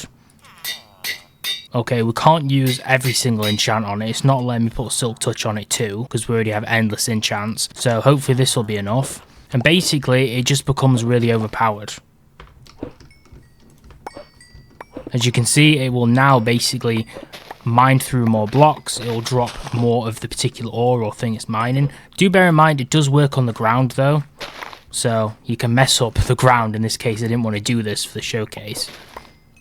Now I want to show you a really cool thing. So this is the runic etching smithing template. So let me first enchant our netherite sword with smite, just so we have an enchant on it. And now we're going to place down our smithing template, and we have this runic etching smithing template. So these are rare loot from dungeons, temples, and nether fortresses, and they can be duplicated with corundum and cobblestone. So we can place in our sword, which already has an enchant, and they can be used on any enchanted item. And if we combine it with a dye, so we can combine it with this red dye here, it will actually change the color of the enchantment glint on this item. So in this case, we're now dyeing the enchant to look like a red enchant, not a blue enchant. Also, if you remove the dye, they can also remove the enchantment. In our case, I don't think we had one on anyway, but you can remove the blue enchantment effect by using this without a dye, or we can just change the color. Or another cool thing is we could actually use blaze powder instead of the dye, and this will give a rainbow effect where the enchantment just changes into multiple different colors, which looks really cool in first person. So this is a really nice feature that I particularly like. We also have a new item, the seed pouch, made from leather, saplings, and string, and basically this just stores our seeds in it. So we can just grab the seeds we want, a stack, hover over the bag and right click, and it'll put them inside the bag, just like I showed you how to do with shulker boxes earlier. We could also get the bag and then right click on the item to fill it automatically. That's also another way to fill the bag, and it basically can store up to 10 stacks of any type of seed you want in it. So now we can get a hoe out and create some farmland, and we can just use the seed pouch on the farmland and just plant seeds as if we didn't have the pouch. So this will plant the seed. If we get some more farmland like this, if we shift right click, it'll actually plant in a 3x3 area. And let's say we just drop some random seeds. If we hold this in any hand, left or right, then it'll automatically pick up the seeds, and instead of going in our inventory, it'll go straight into the bag. And of course, if we go in survival mode, if we have the usage ticker enabled, which is that display on the left to show how many seeds we got left, it will display how many seeds we have left if we use some. Now, if you've played the game The Forest, you may be aware of effigies and skulls on sticks. So we can create skull pikes with the Quark mod, and all we need to do is place down fences and then set up a skeleton skull like this, a zombie head, and or a creeper head, and this creates skull pikes, and you'll know that they're activated because they have these little particles that come off them, so you'll know that they're working. Nearby monsters in a 5-block range, if we enable easy mode, will actually see them and they'll run away because they're scared. So basically even monsters and even zombies, if they burn in the daylight, will be freaked out if they see these things because they'll know that Steve, or me in this case, means business. Please do note that bosses and raiders are slightly more careful and they won't fall for our tricks if we use these, because everyone knows wither skeletons drop their heads all the time and dragons' heads are all cheap fakes. So we can only use one of these 3 heads to have this effect on mobs, because they're not going to get scared if you use wither skeleton skulls because everyone's seen one before. Except for some reason this cat's still purring, and there was another cat somewhere that just ran off, but apparently cats love them and hostile mobs hate them. So another new item is a bucket of slime. So if we right click a tiny slime with a bucket, which I'll show you now, we can get a bucket of slime, but it needs to be a tiny slime, so that means we're gonna have to kill the big slimes. Okay, the big slime's dead. Are these tiny enough? No, they're not.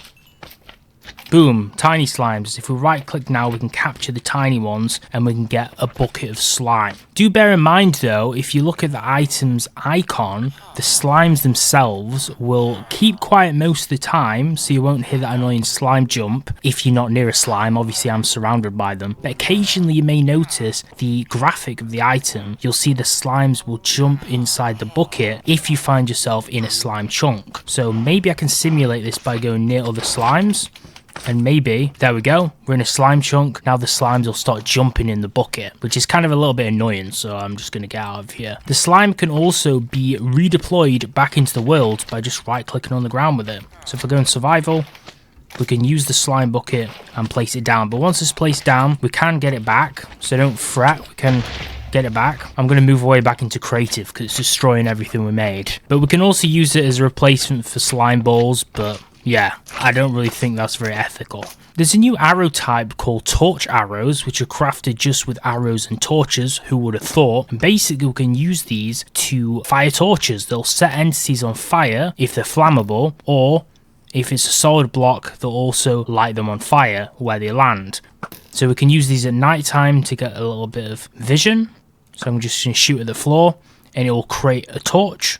So depending on the surface it lands on, it'll have a different effect. It may set it alight. If it's not flammable, it'll create a quick flame particle and then disappear. Or if it lands on an appropriate block, it'll just create a light source for you. Also bear in mind, you can use these to shoot out of dispensers as well. So if I place a dispenser down, fill it with these arrows, and then put a lever on it, we can actually fire these as well. Another useful item is the trowel. So the trowel is crafted out of iron ingots and a stick, and what this does is it's a tool that basically when right clicked will place a random block from our hotbar, which makes it pretty useful for creating ruins and paths. As you can see, it's just going to place any of these random blocks in my inventory and we don't even need to select it. Now, prior to version 1.16.4, if you used a trowel, it would break after placing 256 blocks or 4 stacks, but I'm not aware of any kind of usability or durability issues with the newer versions.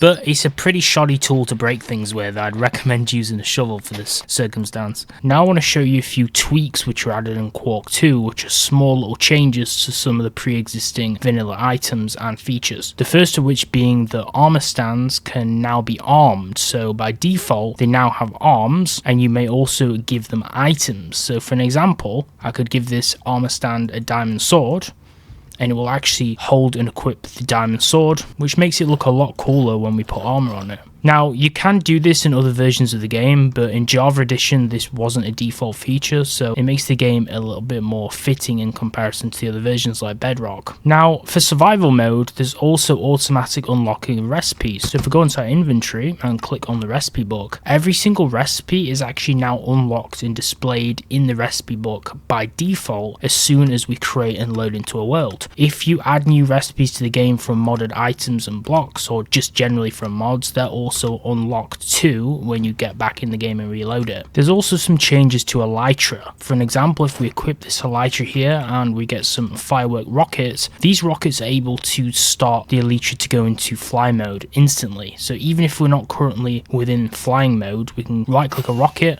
and it'll instantly make us fly and glide. If we aim at the sky, it'll launch us right up into the sky, and then we can consistently be in flight mode from there on. Here it is in first person mode. If we aim at the floor, we can shoot the firework up. If we aim in midair or at the sky, we can launch off the ground directly into the sky, and now we're in elytra fly and glide mode. So it makes it a lot easier just to launch off the ground. Talking about elytra and also the effect of speed, when we fly over with an elytra over a campfire with a hay bale over it, this will actually propel us upwards slightly. Now in versions 1.16.3 plus only, we can also place a soul campfire, which will give us the opposite effect, which will pull us quickly towards the ground. Now in versions 1.21 plus only, you can place iron grates above the campfire and it will not disrupt the velocity. So that's these blocks which I showed you earlier. So if you don't want it to affect flight, you can just place one of these over the campfire for an example. I'm not sure if I can show you the effect, but I'll see if I can show you the general effect. If we can just launch up in the sky. As you could see, that raised me up a little bit as I flew over the campfire. It just moved my player up slightly. Then I got pulled down a tiny bit on the other campfire. It's really subtle and hard to notice if you're not in consistent flight mode, but you get the idea. Another change is compasses now work everywhere. This means they'll basically work in the nether and also the end dimensions, not just the overworld. For an example, in the nether, a compass will point directly to the portal you enter the dimension from, providing that you had it on you when you did. So if you crafted this compass before entering the nether portal, it'll point us directly into the location where our nether portal is, so we can find our entry and exit point if we get lost. Whereas in the end dimension, the compass will point to the overworld portal, which is usually near where the ender dragon is. You'll find the portal, which you can usually only enter when the boss has actually been defeated. It should still, however, point you to the general portal location even if it's not activated. Also a slight bonus, compasses and also clocks won't function until crafted to prevent messing with the recipe book. If you don't like this, the feature can be configured in the tweak section to only have the anti-cheese, i.e. the anti-tampering, and not the former points and vice versa, right? So these can be edited within the config. Also, coral can be placed on cactus, specifically fan coral can be placed on the top of cacti. So I'll show you an example here.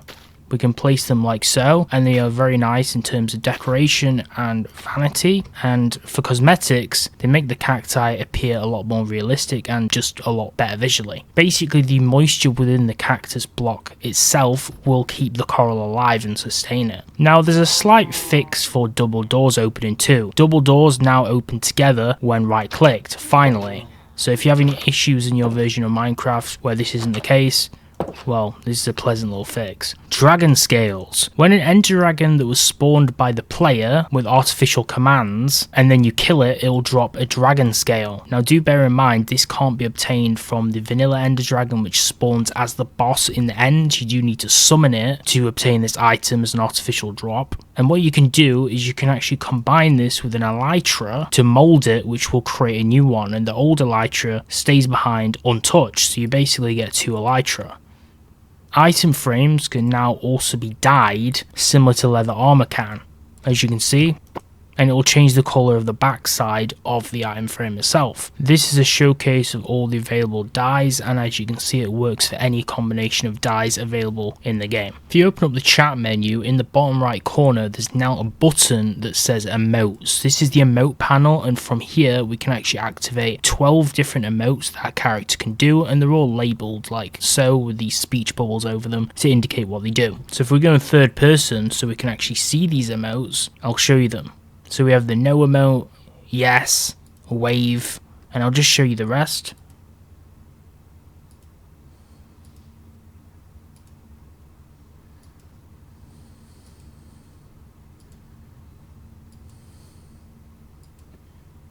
And when you press the emotes button again, it leaves the menu. Now, each of these emotes are actually assigned to a key binding, and if you press that key, it'll do the emote without having to open the chat menu. Now, by default, all of these binds are unset, so you do need to set them manually in the options. So you need to go to keybinds and controls, and then you need to find the binds for them. So for an example, you just go up to the Quark emotes category and you set the bind.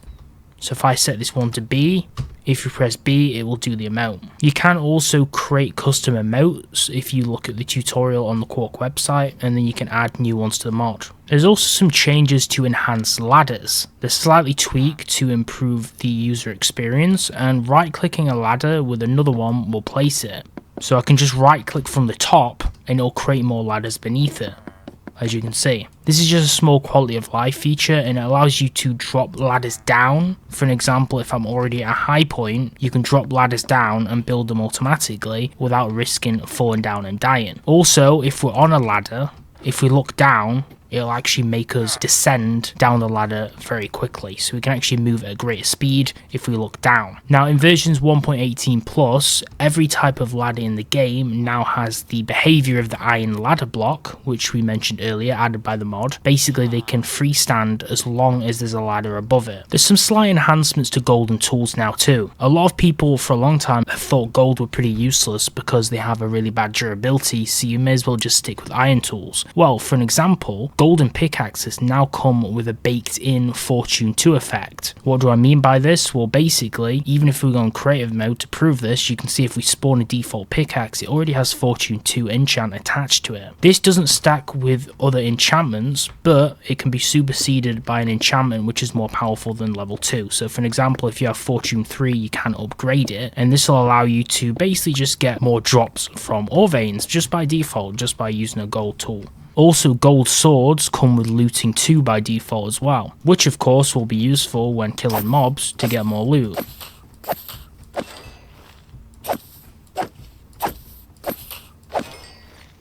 Ooh, we got 2 gunpowder. Oh, 3, even better. Of course, you can add additional enchants using the config too. When we break glass, we can now acquire glass shards. So when we break it, it doesn't just shatter, it drops these new items called glass shards. And you can see we have different types based on the different glass type. Now, if we break this red glass pane, it won't drop any shards. It has to be a normal glass block like this.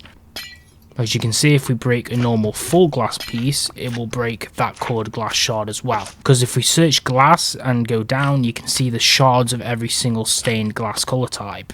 Which also brings us back to a full circle moment with the gold tools with Fortune, because if we break this glass, Fortune will give us more drops of these shards.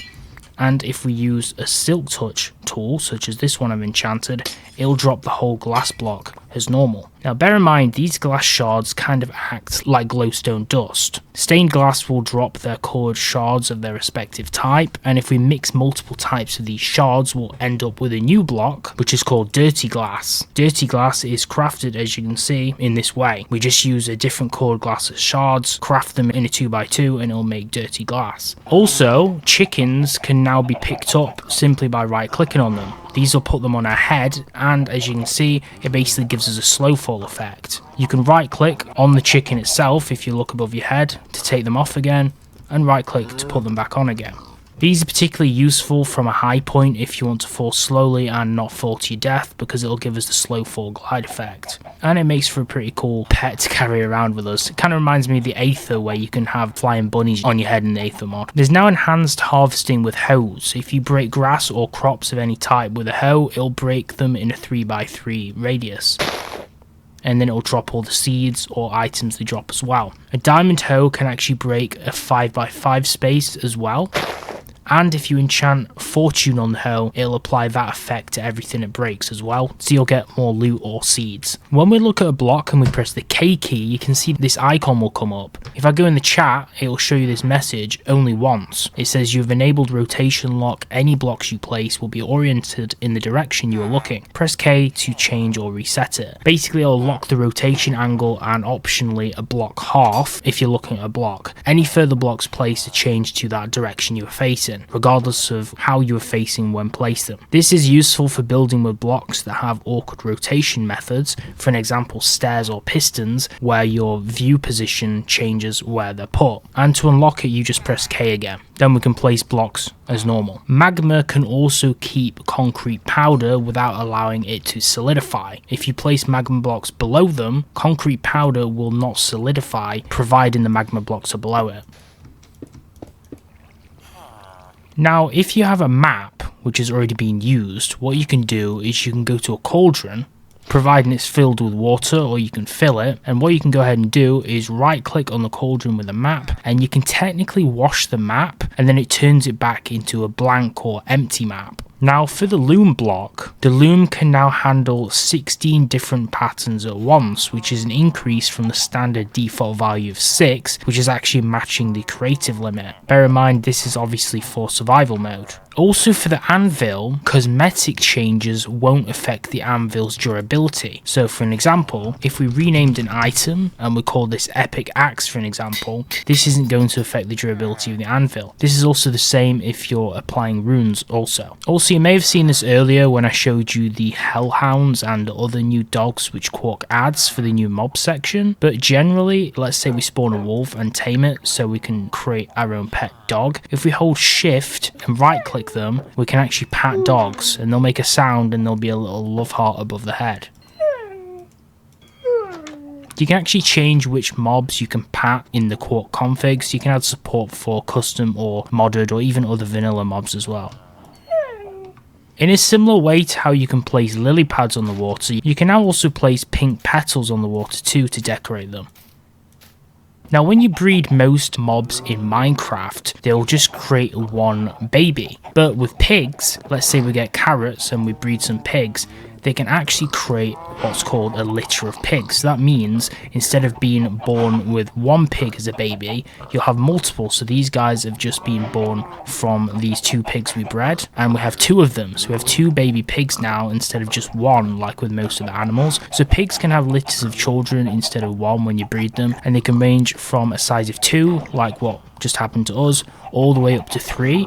But if you would use golden carrots instead, then this allows up to 5 pigs to be born from one litter. As you can see, there's absolutely tons of them which we've just had with this birth. So just another farming change again. Now this is pretty evil, particularly just because these animals have only just been born, but if you feed an animal a poisoned potato, well, it has the chance to poison it for a few seconds, as you can see, and a baby animal that's been poisoned by using this method will actually never grow into an adult animal. So it's actually really cruel, but if you do want to just permanently have like a little micro pig, well, I guess you can do that now. Now for reach around placing, which allows you to place blocks behind the one you're looking at. If we look in the right position with the block selected, you can see there's a specialized crosshair which is shown here. This can either be done vertically or horizontally, provided you wouldn't be placing a block given the normal rules. So as you can see, we can place blocks directly under them. This allows us also to place blocks behind, which we're not looking at too. So we can do it vertically. We just sneak on the edge of the block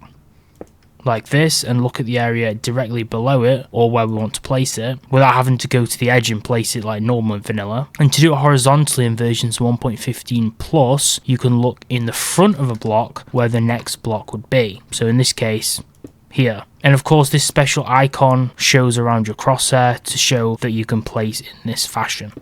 This is a really nice quality of life feature, and it kind of allows you to do scaffolding just like with hacked clients, but obviously this is legit. Spore blossoms can now be grown by using bone meal on them. So if I place one down here, we can use a bone meal on the spore blossom, and then there'll be a 20% chance to drop another one below it, as you can see. There's also some changes to the fall damage and fall height of certain mobs. For an example, rabbits now have fall damage calculated 5 blocks lower than other mobs. So he'll take damage, but at a completely different height. This allows them to drop from higher jumps without taking damage. There we go, he landed on the floor without any damage taken. Although slimes will not take any fall damage whatsoever, which kind of makes sense. For scaffolding, if we right click on a scaffold, as you can see, we can also place the blocks directly in front of it, and if we hold shift we can place them on top. Also, right-clicking a block on a scaffold will attempt to place the block at the end of the scaffold chain, as you can see. So we can actually use the scaffold to use as a building structure how it's meant to be. A lot easier, at least, than how we usually can. So this makes scaffold a lot easier to use as well. And we can also hold right-click, as you'd expect, on scaffold to just constantly tower with it.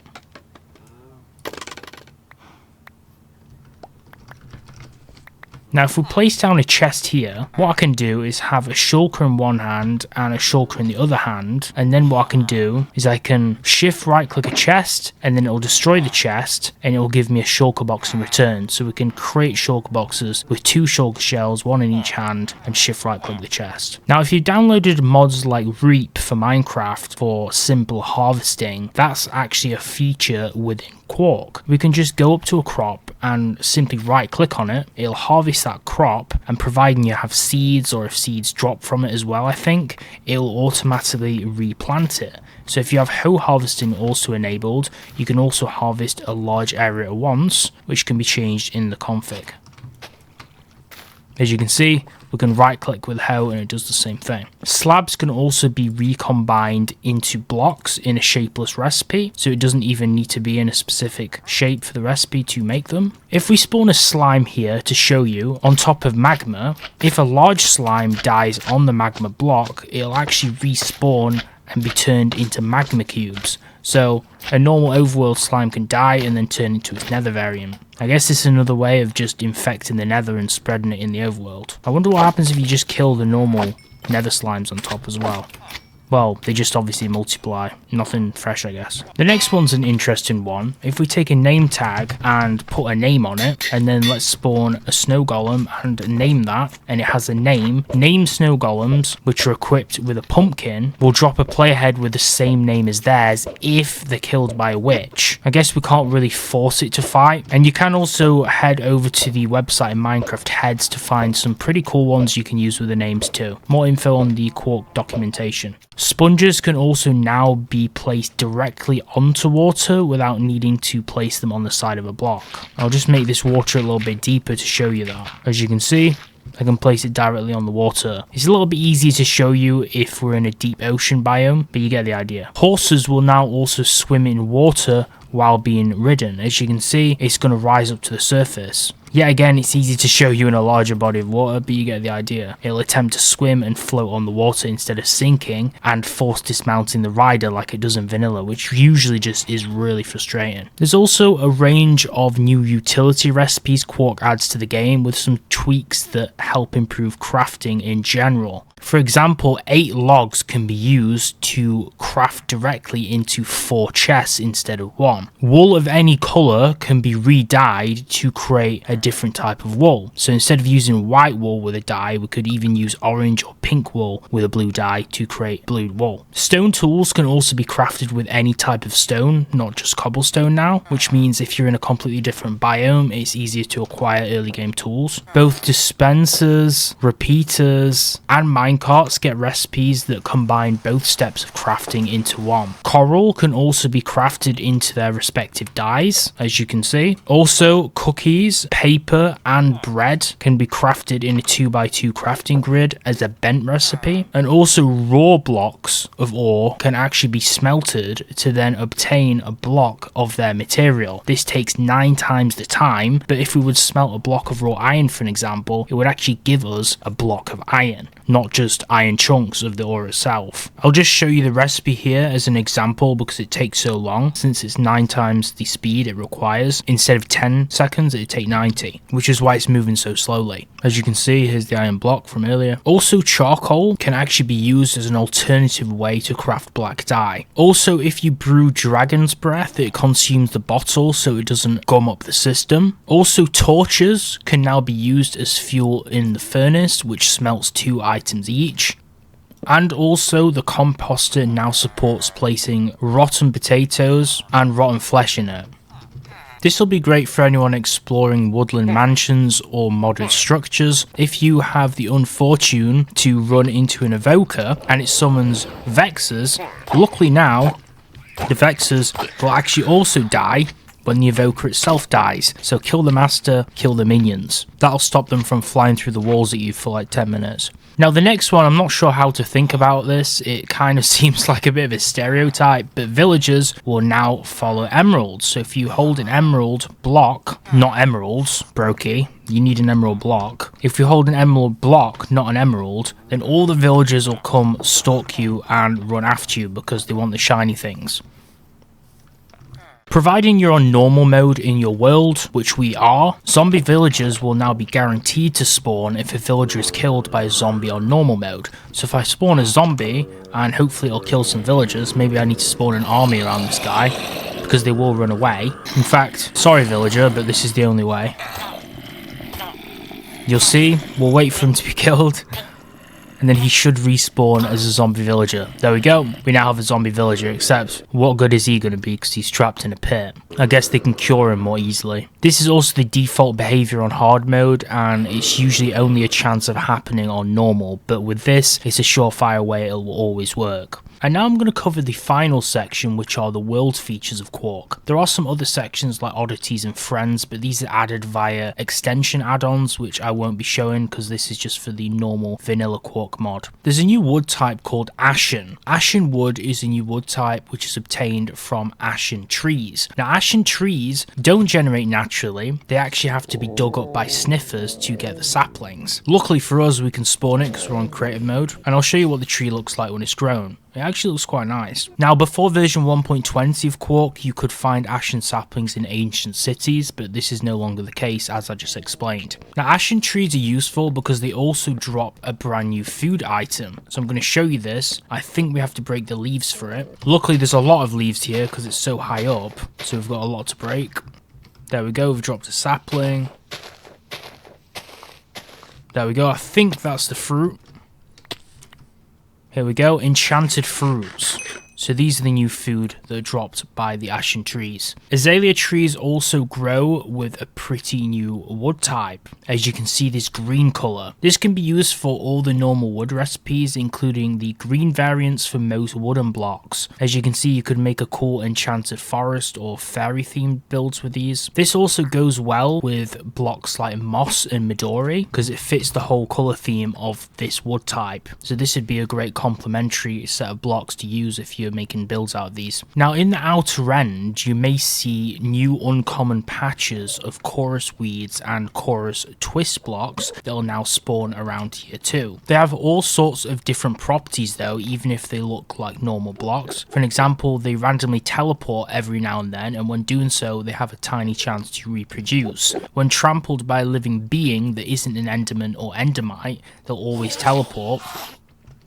As you can see, it just jumps and moves. This also has a small chance to spawn an endermite, which might take quite a few chances to do this, but you probably don't want to spawn endermites anyway. What's interesting is if water's also close to them, they'll also try and teleport away. And you can also use bone meal to force the block to teleport with a guaranteed chance of also reproducing. Now in cherry grove biomes, there's also clumps of petals which will spawn in the rivers of these biomes. Now this is an artificial piece of water I've just created just to preview it for you guys, but if you watched the previous segment of this showcase, I did mention that you could now place these on top of water and these will just spawn naturally, not just on the ground but also in bodies of water, which you may not see, just like I didn't in this biome. I couldn't find a natural body of water, which is why I created a small pool just to show you. Now the size, frequency and the jaggedness of these spawn patterns are configurable, and there's also an option to use cherry leaf carpet from the world category instead, which is this block. So instead of pink petals, it would spawn these on top instead, which of course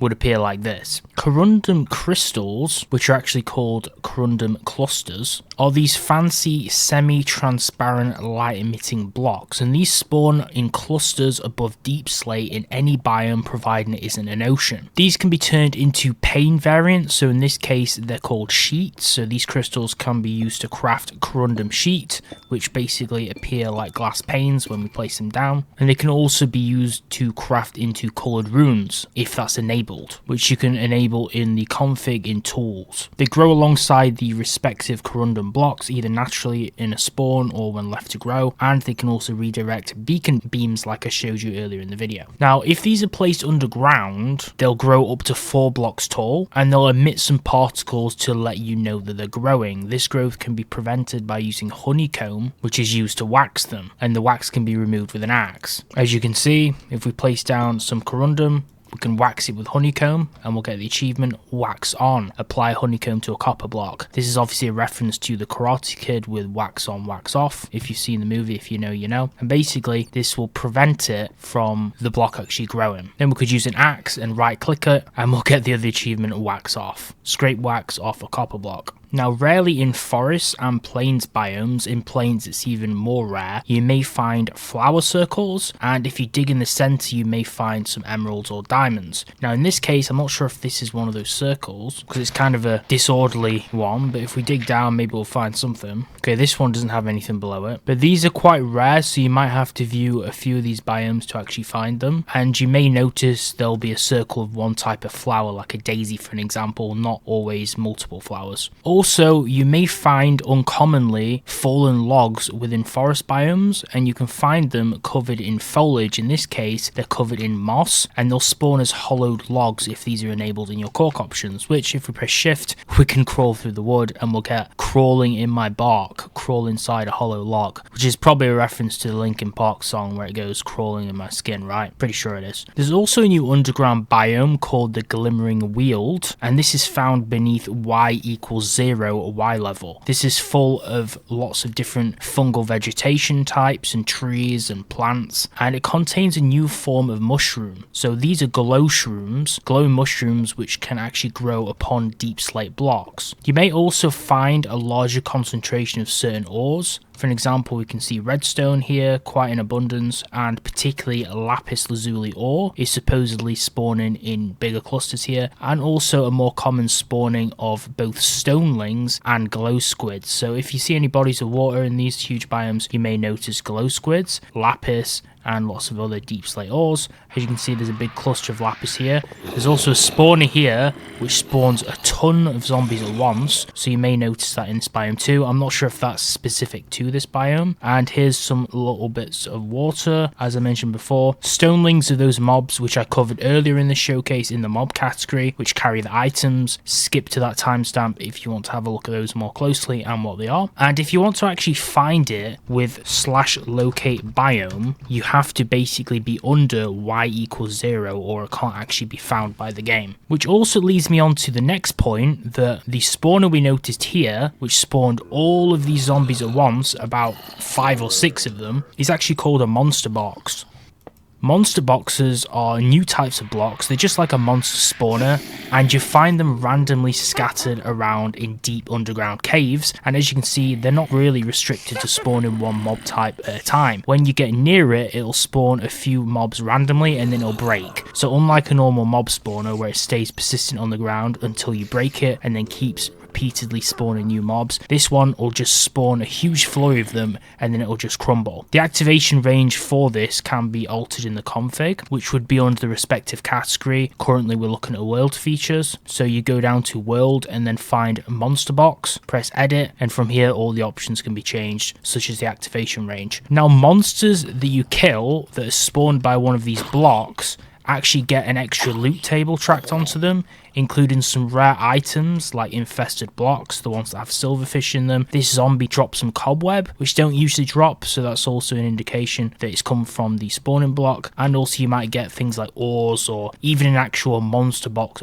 block itself, which you can use to mess with people or just spawn mobs around someone's base. Now, if you go into the nether, there's nether obsidian spikes, which of course, hence the name, are made out of obsidian blocks, and they decorate the floors of the lava within the nether dimension. Rarely you also might find a big one like this, which has a light block on top of it, just like I showed you here, which is actually a blaze lantern. And if you climb this, you'll basically be treated with not only a loot chest, but also this blaze spawner block, and then all the blazes will spawn around it. I'm just going to quickly put some armor on before I go into survival mode to protect myself, and I'll show you mining this block.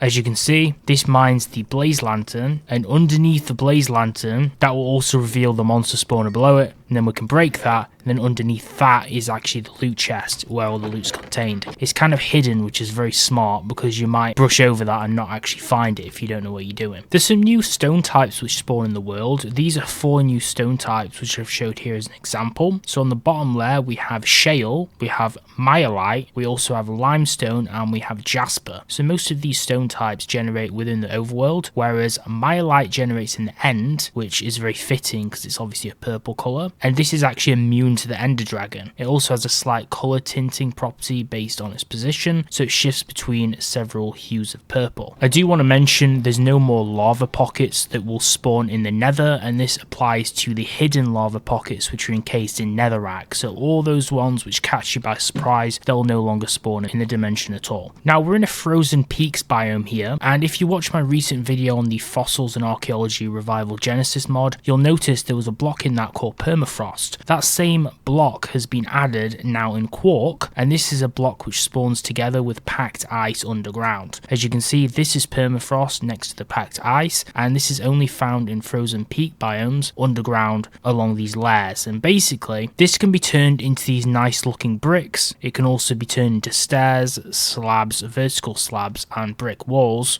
and they use this calming light blue texture which looks just like ice, and this would be great to build ice palaces or maybe Narnia themed builds. I think this would be a really cool block for builders in particular. Also, the stone types I mentioned before from Quark, such as limestone, jasper, and shale, will also generate in rare massive stone clusters underground rather than small nodes that dot around the landscape. The types of these clusters you can find underground do vary by biome though, and you can view more specifics about that on the Quark website. Trumpet trees are new uncommon types of trees which come in different esoteric colours around the landscape. For an example, we have a warm, serene, and frosty trumpet sapling here, as well as sunny or fiery trumpet saplings. We're just going to plant these so I can show you the difference in each of the tree types, and these are dependent on the different biomes they spawn in. They also of course come with their own wood types. As you can see, this red colour over here, so even though the leaves are different, the bark is the same colour on all of them, and it creates this new attractive looking red wood. Do bear in mind you can also put all of these new saplings in plant pots as well, which look quite pretty if you want to decorate your house with them. Let me just place down all these saplings, and then I'll get some bone meal and grow them to show you what they look like when they're fully grown. As you can see, these are getting quite out of control. So now basically they've all grown into this big cluster because I placed them quite close to each other because they do grow into big trees. It looks like this massive huge conglomerate of different coloured alien trees from another planet. They're basically just different autumnal colours and this space blue colour. Of course, these trumpet wood blocks can be used for all normal wood recipes, and it has a strong red brown tint. In the outer end you'll notice quite a few different structures, not just the crops we covered earlier. The first of which are these large big crystal clusters which are built out of these myelite blocks. Myelite is quite useful and can be made into a few different things, and you can just break these spires to gather it. If I turn up my render distance, you can see there's quite a few of these that spawn around the world, these big huge crystal structures, but what we're interested in is these spiral spires. So let me go close to these to show you them and take a closer look. These spiral spire structures are uncommon spawns in the outer end, and on top of these you'll see you have these spiral swirls which are also made up of myelite, but unlike the other ones which I showed you a few moments ago, this is not myelite rock, these are myelite crystals, and they're arranged in these swirl shapes. When an enderman or player using an ender pearl teleports adjacent to multiple of these in a line, they'll end up at the other end of the line instead. Forks work, but loops will not. They can be grown by placing it under growing corundum blocks. So these aren't just used for decoration. You have the normal myelite blocks, you have myelite crystals, and you also have a dusky myelite which is found embedded in the spires, which I've just showed you here, which has dusky myelite, normal myelite in kind of like a camouflage makeup. Of course you can customize even the options for spiral spires as well. You can change the rarity, you can enable the myelite viaducts in the options. Basically the viaducts are a way to allow ender pearls to be used to phase through solid blocks. Now viaducts aren't a special block that you actually craft, they're actually a makeup of blocks. Also, if the corundum feature is enabled, if you place a myelite crystal below any corundum block which has the ability to grow, it has the myelite crystal grow instead. As you can see, I'm getting the particles around the block to show this is active. And of course you can mess around with ender pearls too.